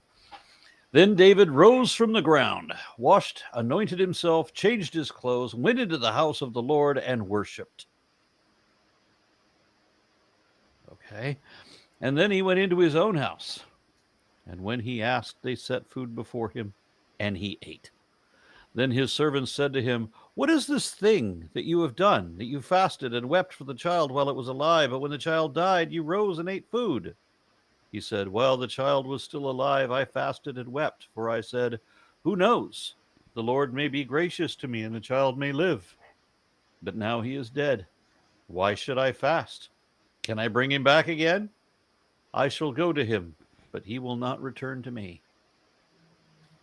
Then David consoled his wife Bathsheba and went to her and lay with her, and she bore a son, and he named him Solomon. The Lord loved him and sent a message by the prophet Nathan, so he named him Jedidiah because of the Lord. Now Joab fought against Rabbah of the Ammonites and took the royal city. Joab sent messengers to David and said, "I have fought against Rabbah. Moreover, I have taken the water city.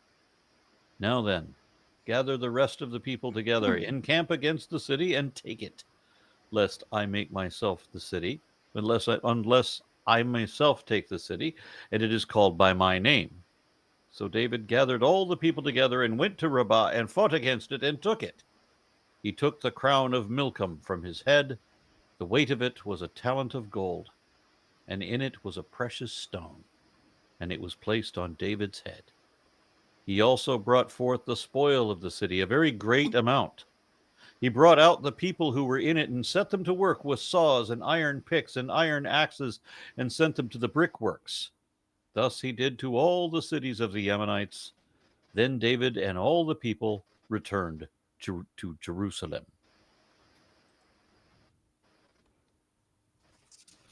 So this it is interesting, right? That yeah, as you pointed out, the child dies because of what David did. The interesting thing to me is if we take this at face value, Bathsheba's life recently has just been so either you have the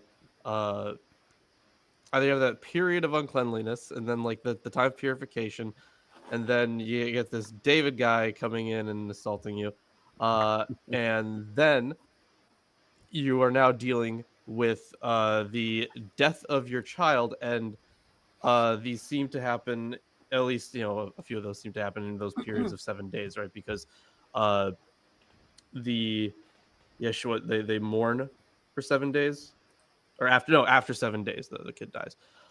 What's actually kind of interesting is, I know this is kind of unrelated to the Bible, but there are some cultures that will not name their child for the first week because like the infant mortality rate is so high that they don't want to get attached to the child lest it be possessed by a demon and die.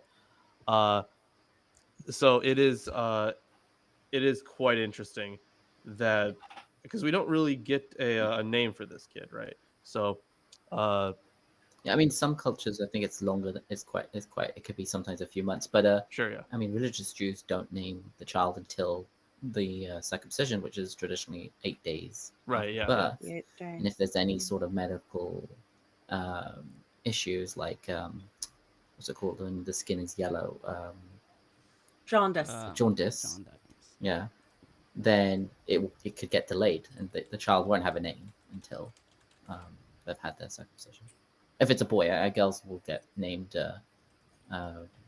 by within a week normally, like the first Saturday after. Yeah, so it seems like yeah, because interesting though, it says on the 7th day, so not like after 7 days, but on the 7th day, the kid dies.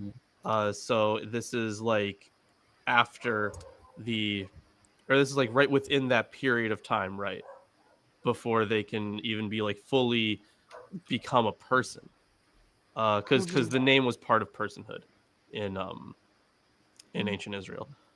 We know that because there's also a section in Ecclesiastes. But it is really interesting that like before that the authors had the kid die before that period of time. Yeah, I'm about to become a grandfather again. Oh, you're so old. Yep.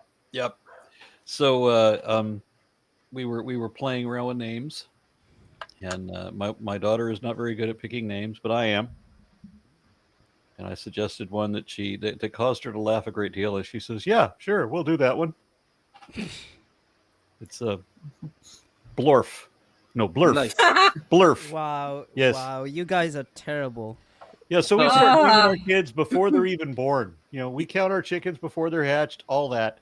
So you gotta. BLYRPH. Blurf.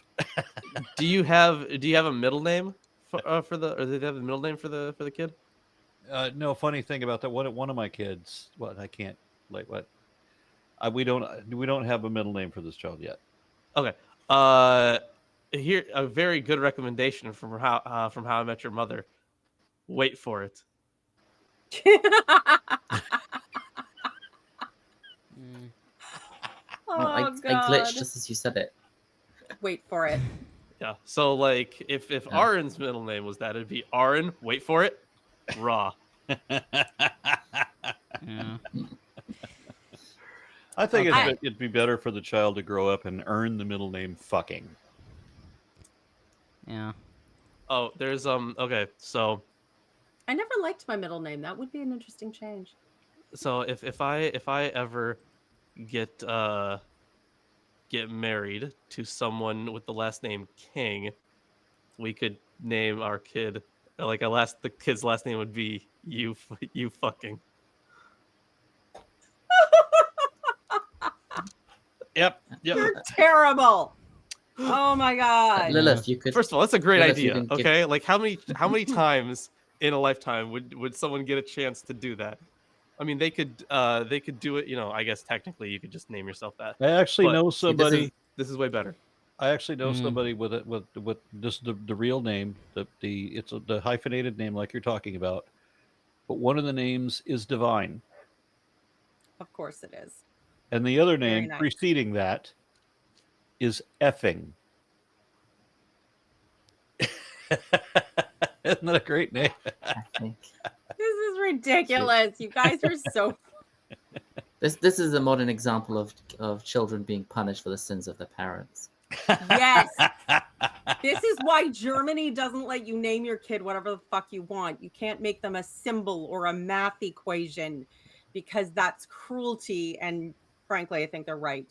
I But, think in oh my Iceland they have a God. list. In Iceland they have a list of approved Yeah, names. they have like a list of acceptable names. There's not a lot of people in Iceland. I suggested we got That's a this bit dog, too and I suggested to my wife that we name it, but she wouldn't go for it. I can't imagine why. I had no say naming our children. I made maybe 100 suggestions. They were all shut down by apostate Anne. Yeah, I bet. Off She always topic? found She was something like, wrong "No, with them. I Like, don't." oh, How reminds many me of them so-and-so. were terrible puns? She didn't want think any we're up to biblical They were great names. names. All right, are we Yeah. ready to move to the next chapter? I have comments though, Aaron. See, here's the Yes, thing. I we could haven't totally see discussed how Mark. God tortured a baby to death over a week. Right, yeah, but I could totally see Mark naming his kid like Big P or something, because then it would be Big P Peralta. Like I could totally see you doing that. Yeah. Instead, Yeah. we got distracted by talking about, torturing a child for the rest of their life. For Yeah. sure. Instead. Okay. Check out r/tragedy, spelled TRAGEDIEGH. Okay, I'll start on verse 13. The Lord has taken away your sin. Hebrew Bible reads, Yahweh has transferred, he'evir, your sin. Although the verb he'evir is rendered by some, like Bar-Efrat, as to forgive, Auld rejects this, noting that the verb he'evir in the books of Samuel always implies movement from one place or side to another.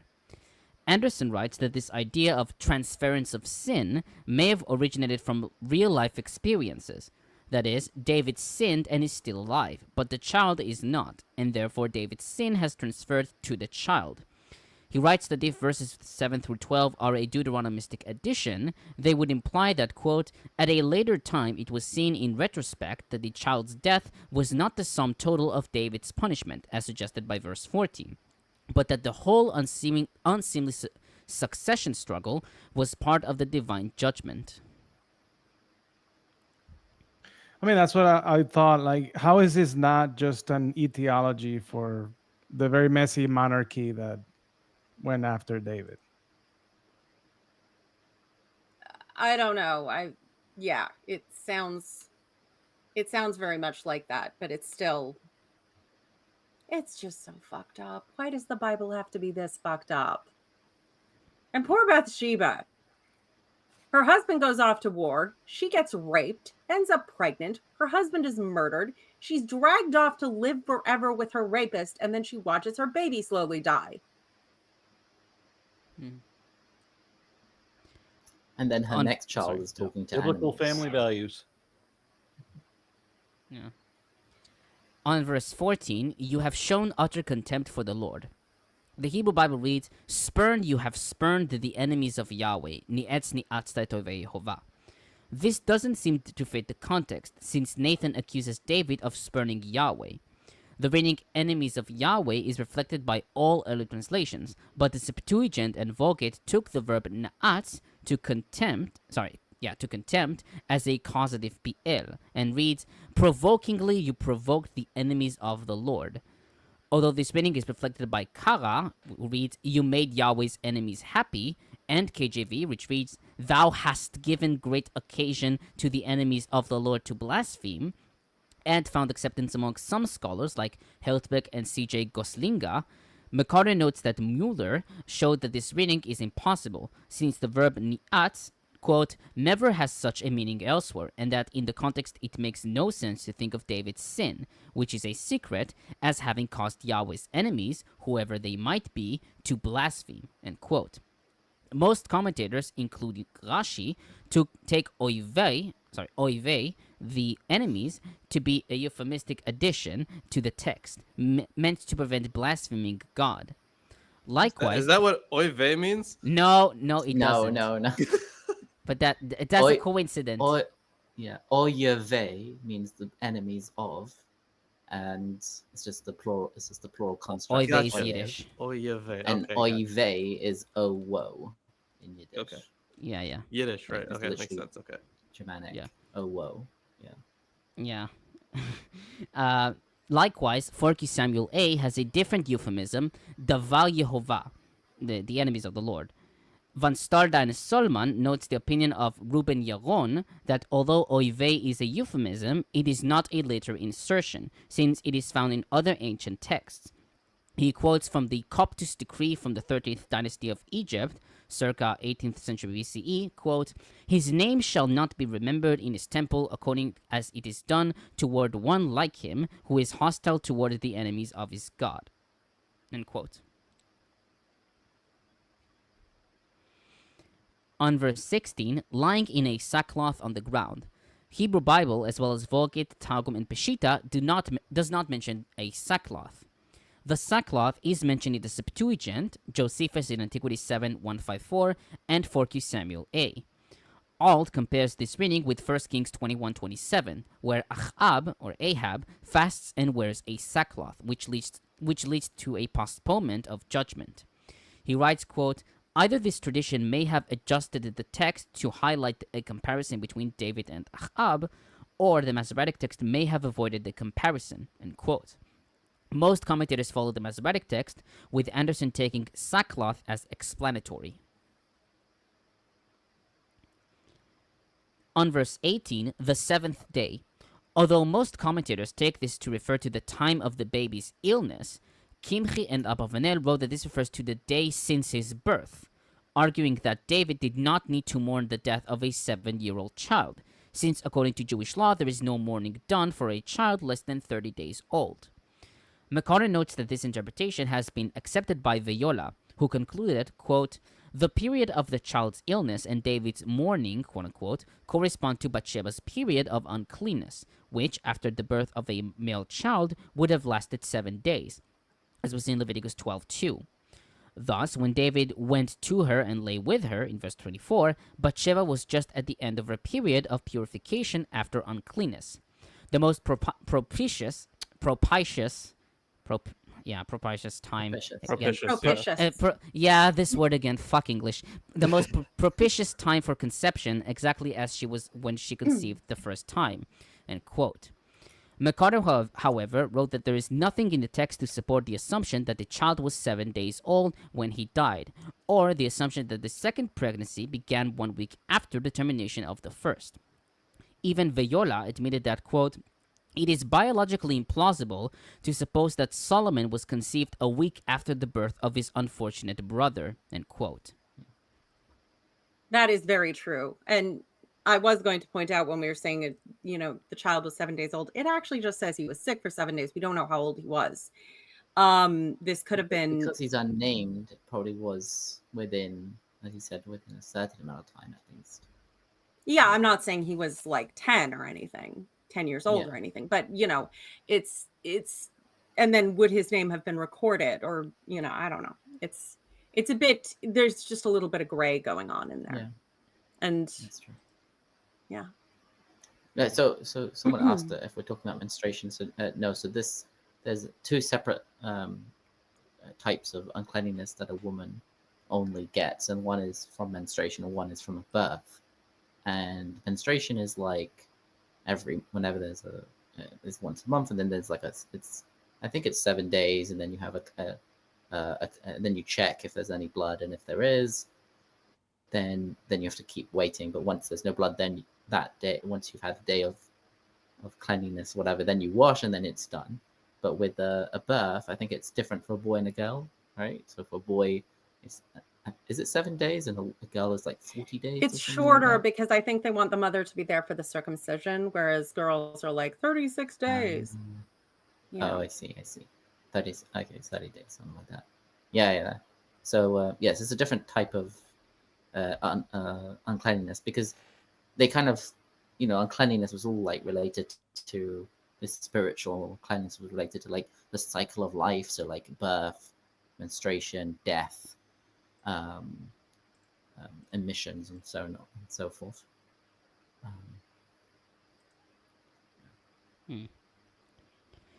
Okay, on verse 18, he may do something desperate. In Hebrew, ve'asara'a, literally, he shall do evil, a reading reflected by Targum and Peshitta. Commentators take this phrase as either that David might harm himself, according to Vulgate, Kimchi, Ibn Kaspi, and Bar-Efrat, or commit suicide, according to Abravanel and Tsumura. Septuagint reads, he shall do harm. I think it's far more likely that they're afraid he's going to, kill the messenger. Yeah. Given his behavior thus far, striking out at others doesn't really fall outside the purview of his behavior. Apparently not.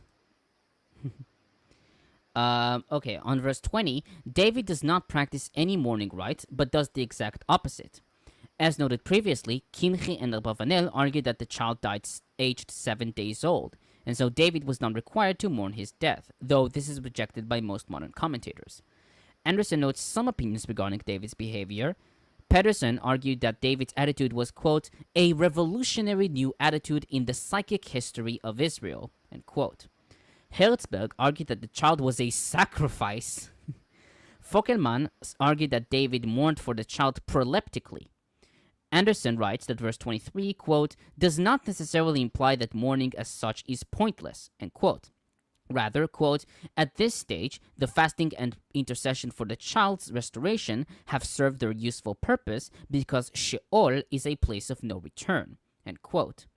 Thus, he argued that the self-humiliation shouldn't be confused with the expression of grief and mourning. He also writes, quote, very tentatively, we would argue that temporarily, Uriah's death lent respectability to Bathsheba and to David, and the people in general may have thought that the child born to Bathsheba was Uriah's. Hence, David could intercede for the babe, but would not necessarily mourn for him. When eventually the real parentage of the child became known, the behavior of David became inexplicable and had to be reinterpreted.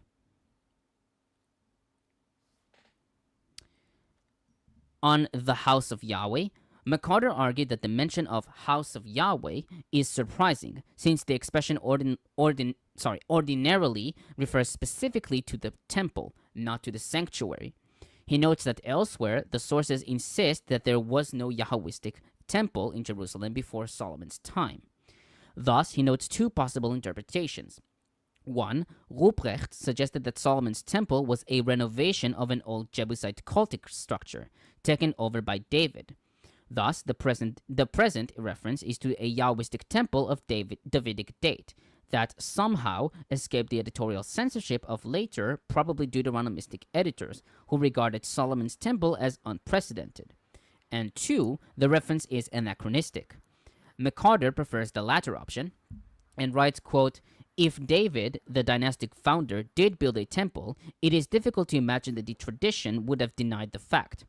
Why, in other words, would Deuteronomistic writers have handed down a fiction that David did not build a temple, while at the same time laboring so earnestly to excuse him for failing to do so? It is much easier to suppose that they were reckoning with the embarrassment of historical fact." End quote. Likewise, Anderson rejects Ruprecht's interpretation, but writes that although the reference to house could be an anachronism, the reference must be to the tent which sheltered the ark, even though house would normally denote a more permanent structure. Tsumura argued that there is no reason to think that the author meant Solomon's temple. He writes that it was probably a tent shrine for the ark, which could be called a house, like the Bet of El in Ugarit, who is said to have lived in his tent or tabernacle.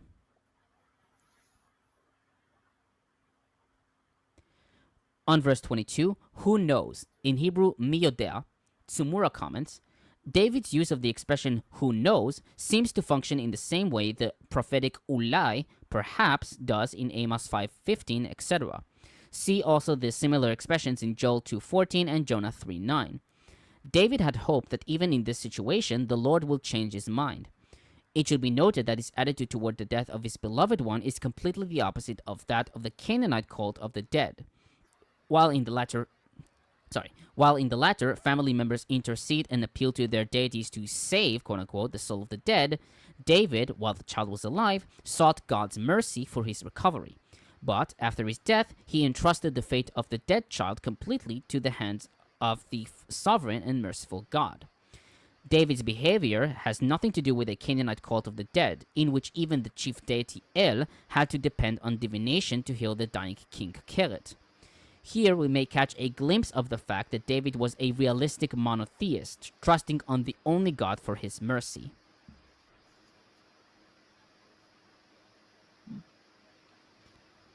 On verse 24, they named him. In the Masoretic text, the Ketiv reads, he named him, but the Kirei reads, she named him. The Ketiv reading is attested in the Vulgate and Josephus in Antiquity 7:158. And the Kirei reading is attested in Targum and Peshitta.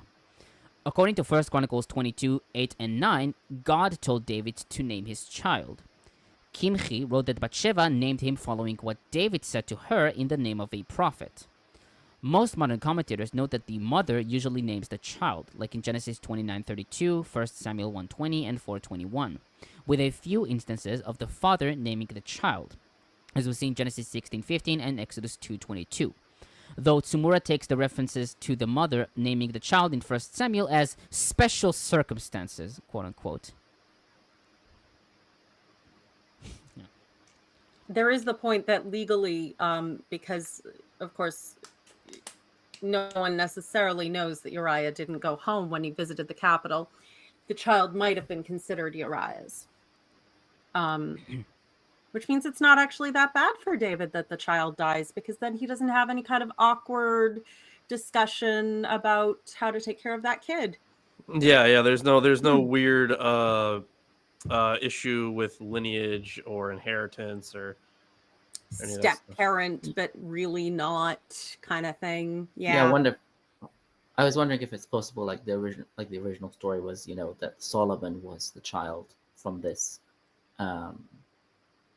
relationship, and maybe they kind of added this bit in between to break it up so that he wasn't born although it would be through kind of weird through, though the blessings that Solomon got would be kind of weird in this context. But I guess you could also point to the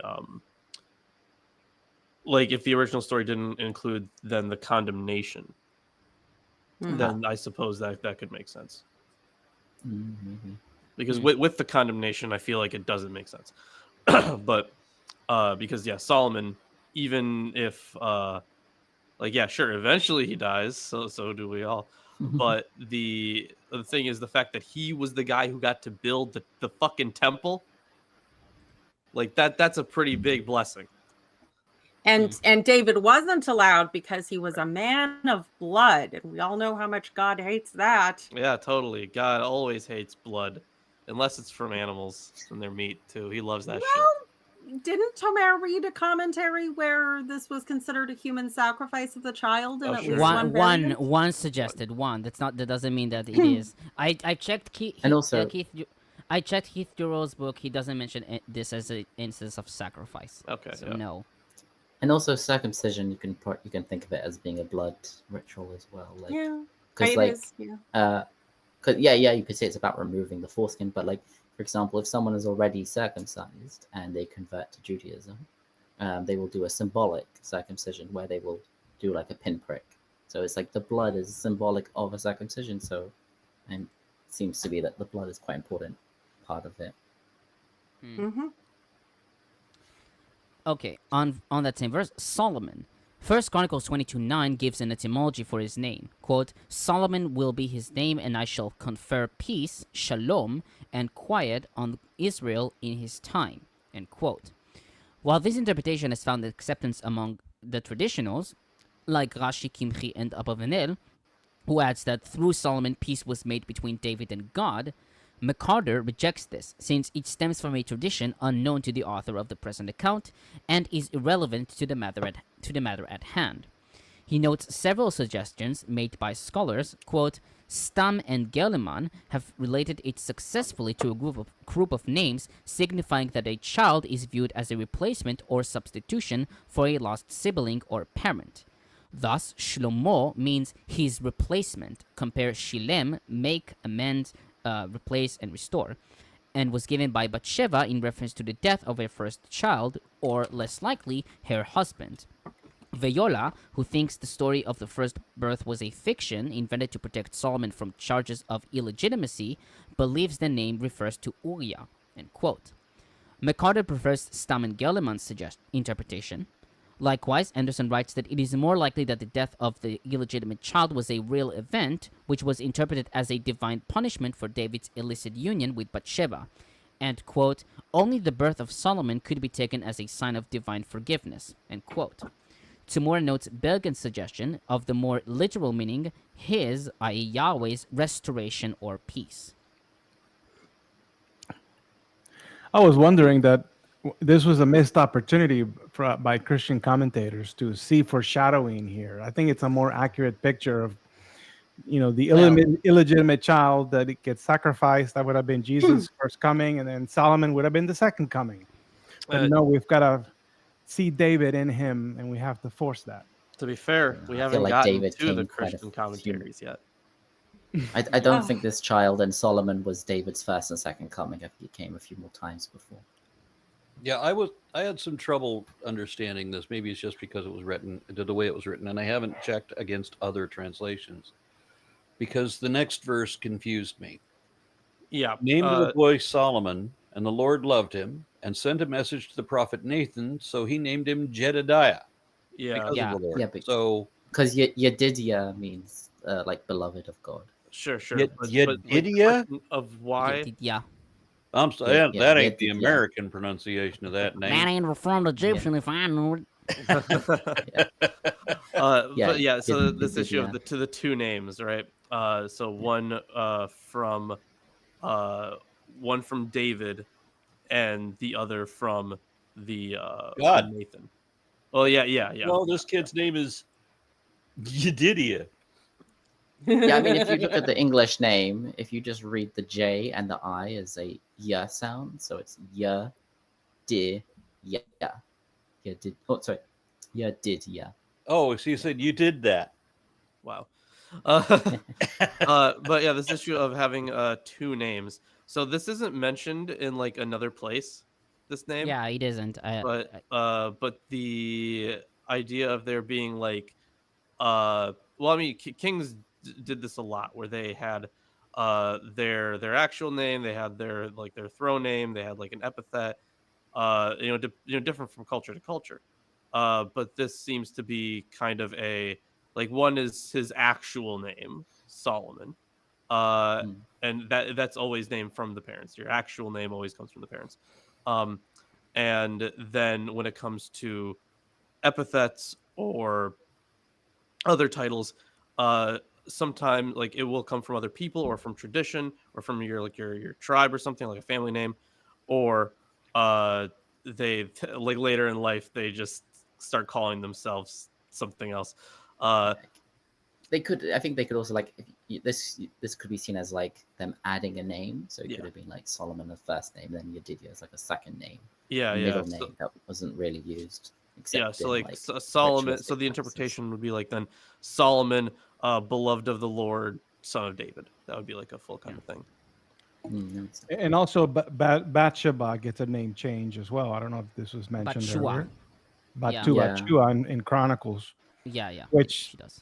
One of the renderings of that is daughter of error, which is kind of interesting. The scholar here on that same article says that it could have been due to a moral, making a moral statement simply by changing the name. Yeah. The author of Chronicles common. might have decided to do that. Okay. Or redactor. Yeah, I actually have a comment on Jedediah. Yeah, verse 25. Thank you for saying that correctly. Yeah, because I'm not an asshole. Right, Isaac? Sorry. Excuse. Oh,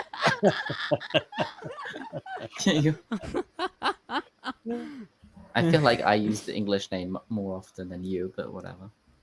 Yeah, you were. Okay, the name is generally taken to mean beloved of Yahweh, according to Rashi, Kimchi, and modern commentators. This name is not mentioned anywhere else in the Bible.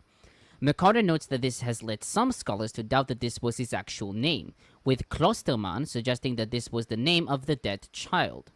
However, he notes Alexander M. Honeyman's opinion that one of the names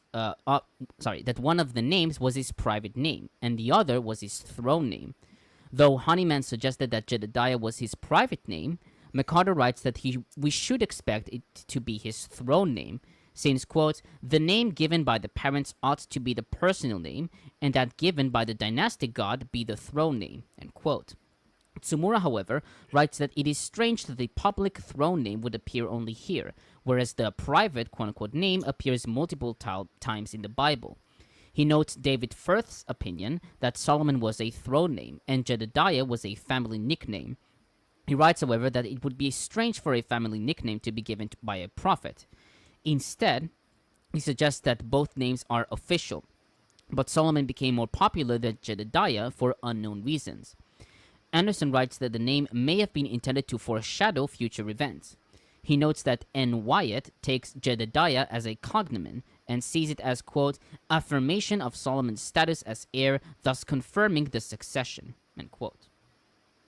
I mean, how do they not know why the other day would have become more popular? I mean, Jedediah sounds like you're trying to say something when you got a speech impediment or a nervous tick, and the other one sounds more like a villain in J.R.R. Tolkien. I mean, Yeah. I would have thought it would have been. I mean, if you look at the Hebrew, like the first, like Solomon or Shlomo is like, it doesn't have any deistic. Wait, there's no name Shlomo, of God. isn't that a Pokemon? No. No, No. not slow-mo. Shlomo. And you're thinking of slow bro. Get the hell out of here. Oh yeah. Yeah. Oh yeah. That's Nerd rage! Nerd rage! Activate! Yeah. So they named the kid Solomon, and the Lord said, I like that kid. Name him Jedediah or Yedidiah or whatever.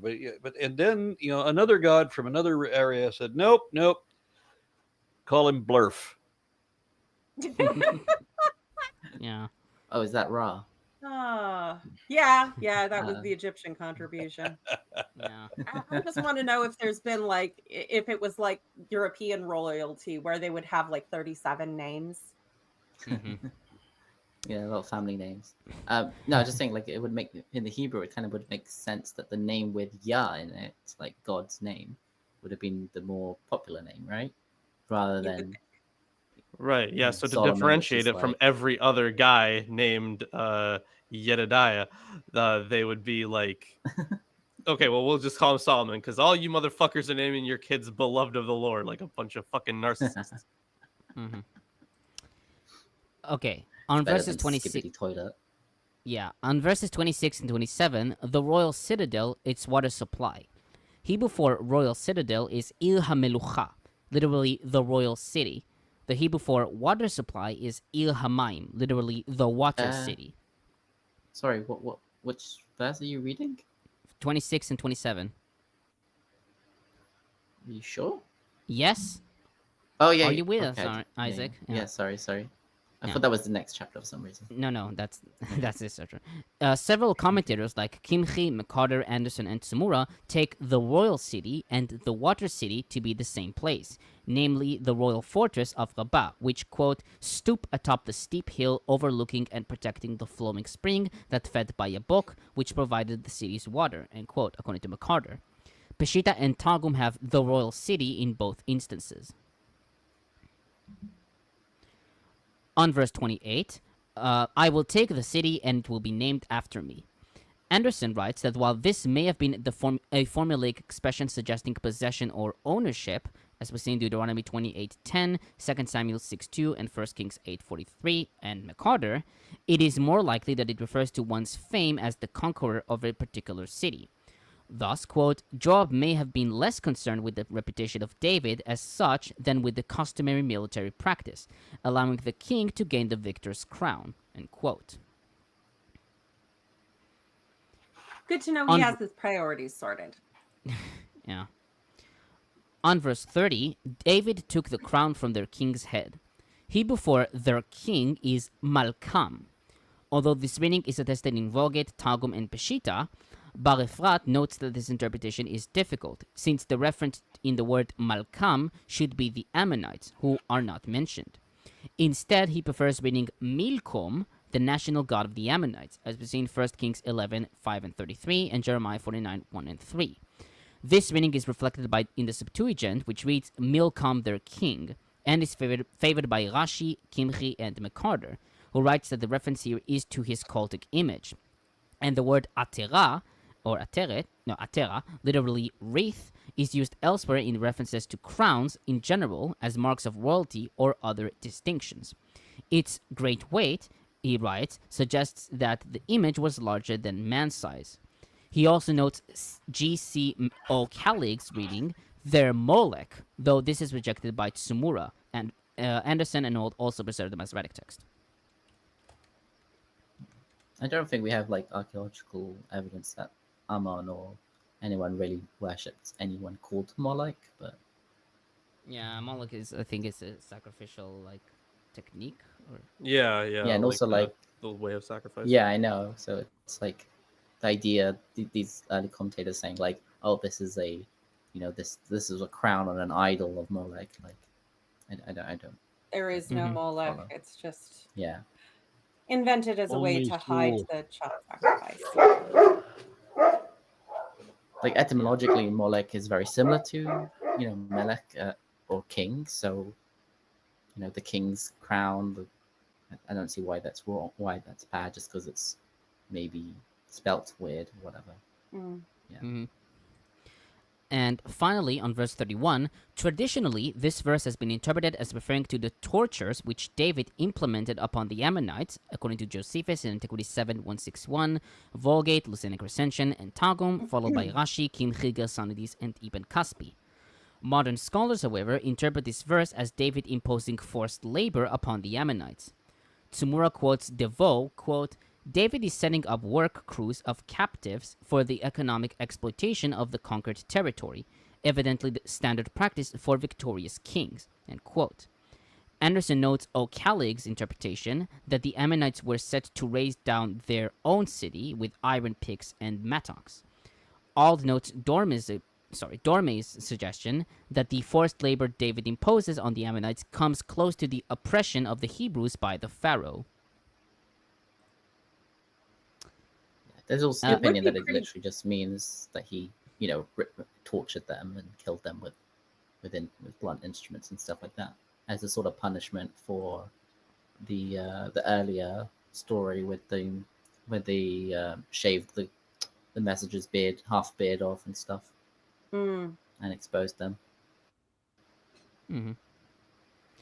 Now the Christians, though there are, the book has a lot of Christian commentaries. They're not really interesting, like, oh, like do this and that, something like that. So I have only two. Augustine. Oh, wait a minute. Where is it? Yeah, Augustine. You found some pretty pebbles among the pile of could you call them pretty? Yeah. Well, Sometimes I didn't they're want just to say diamonds in the rough, horrifyingly- so Yeah, sometimes they're just like horrifying, some but in a corn very kernels in intriguing the- way. Yeah. you found So some corn kernels in the dog bath. I guess, though it's not good. Augustine. Okay. Augustine writes that Nathan's foretelling of the evils to befall David on account of his adultery and murder illustrates one of the three classes of prophecy, namely that which refers to the earthly Jerusalem as distinguished from the heavenly Jerusalem, and from both the heavenly and earthly Jerusalem.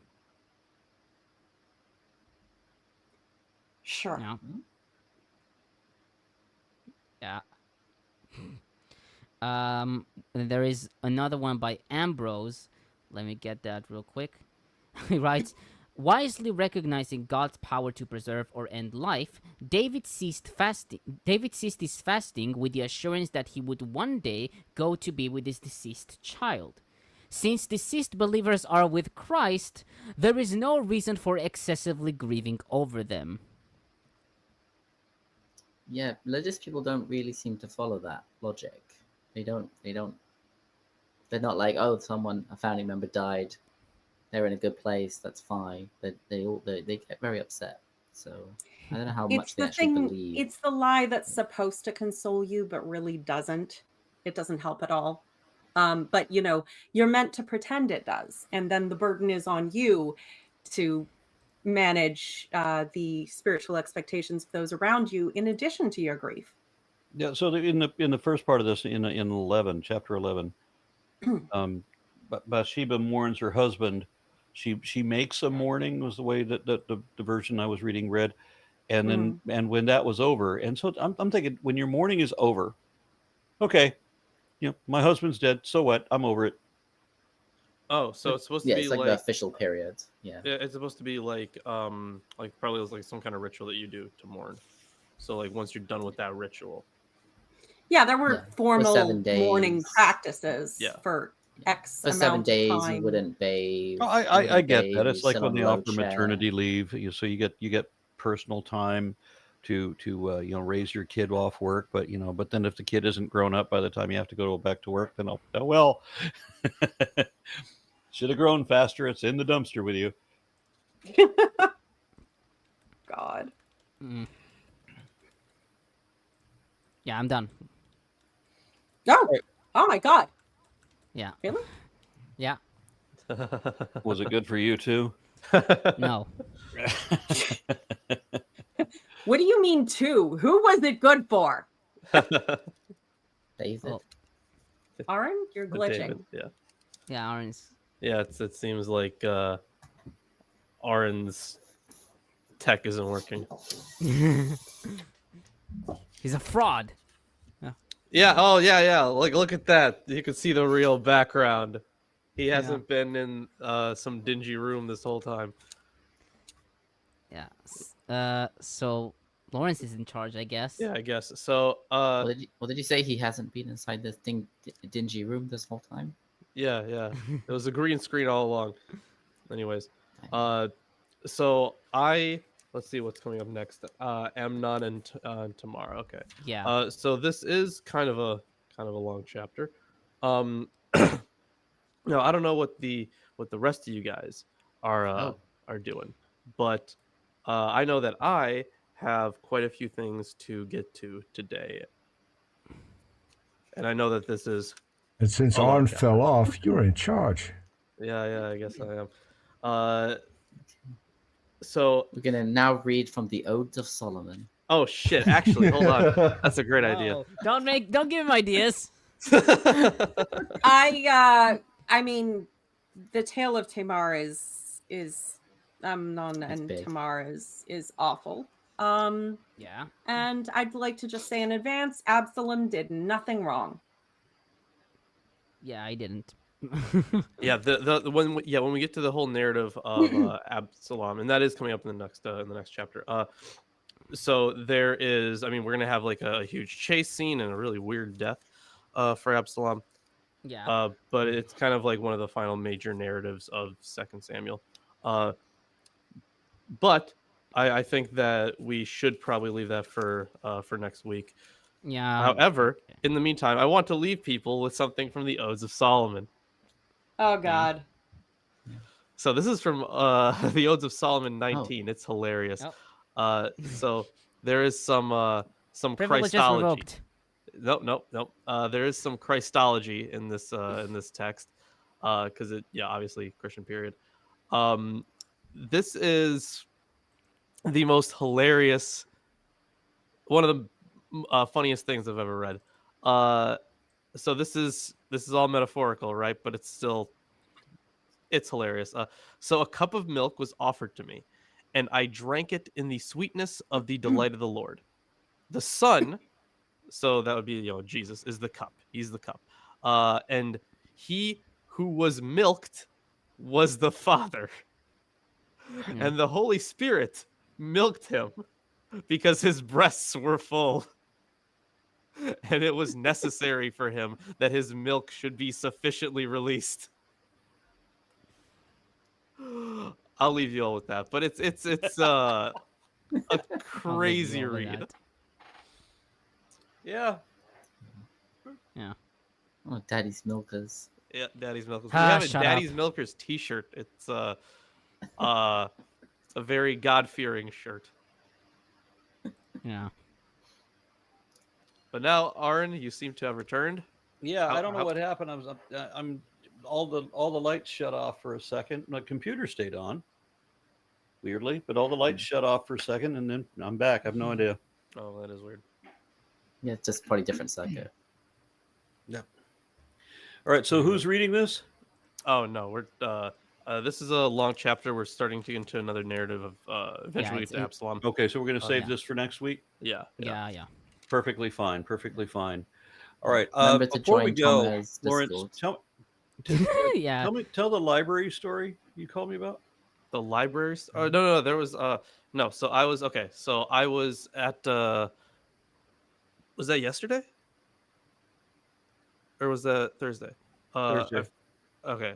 So I was at Starbucks working on some stuff, and the stuff I was working on was Bible related stuff, and there was a Bible study group that came in, and the entire time that they were talking, first of all, they said some of the dumbest things. They were like, "Oh, the Bible, it isn't misogynistic at all. Like, there's this portion where you gotta like love your wife and stuff." I'm like, "Oh yeah, that's totally the only thing that makes something misogynistic."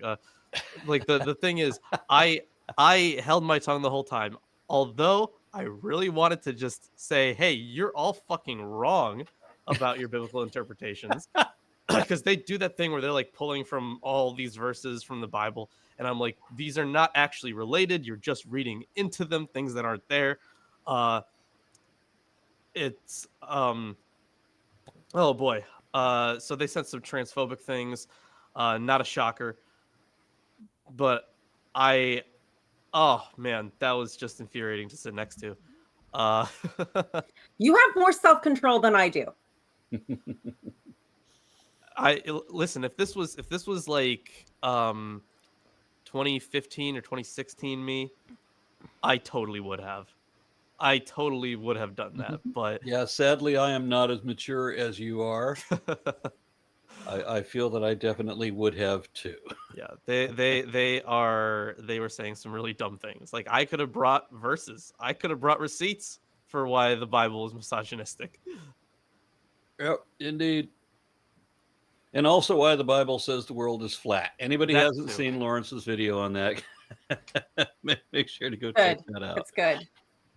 But And by the oh way, my the video, God. God. the video that we did a couple days ago on Thursday again, I did include a link for your suffering servant Right. The suffering servant, video as well. It All right. was highly relevant. Yeah, we've got a comment from Furthausen. I have no idea how to say that. Thank you. Offers $20 and says, Lawrence, I'm 3 years behind ASS. Yeah, it's Atheist Sunday School. Yep. Is the wish list updated?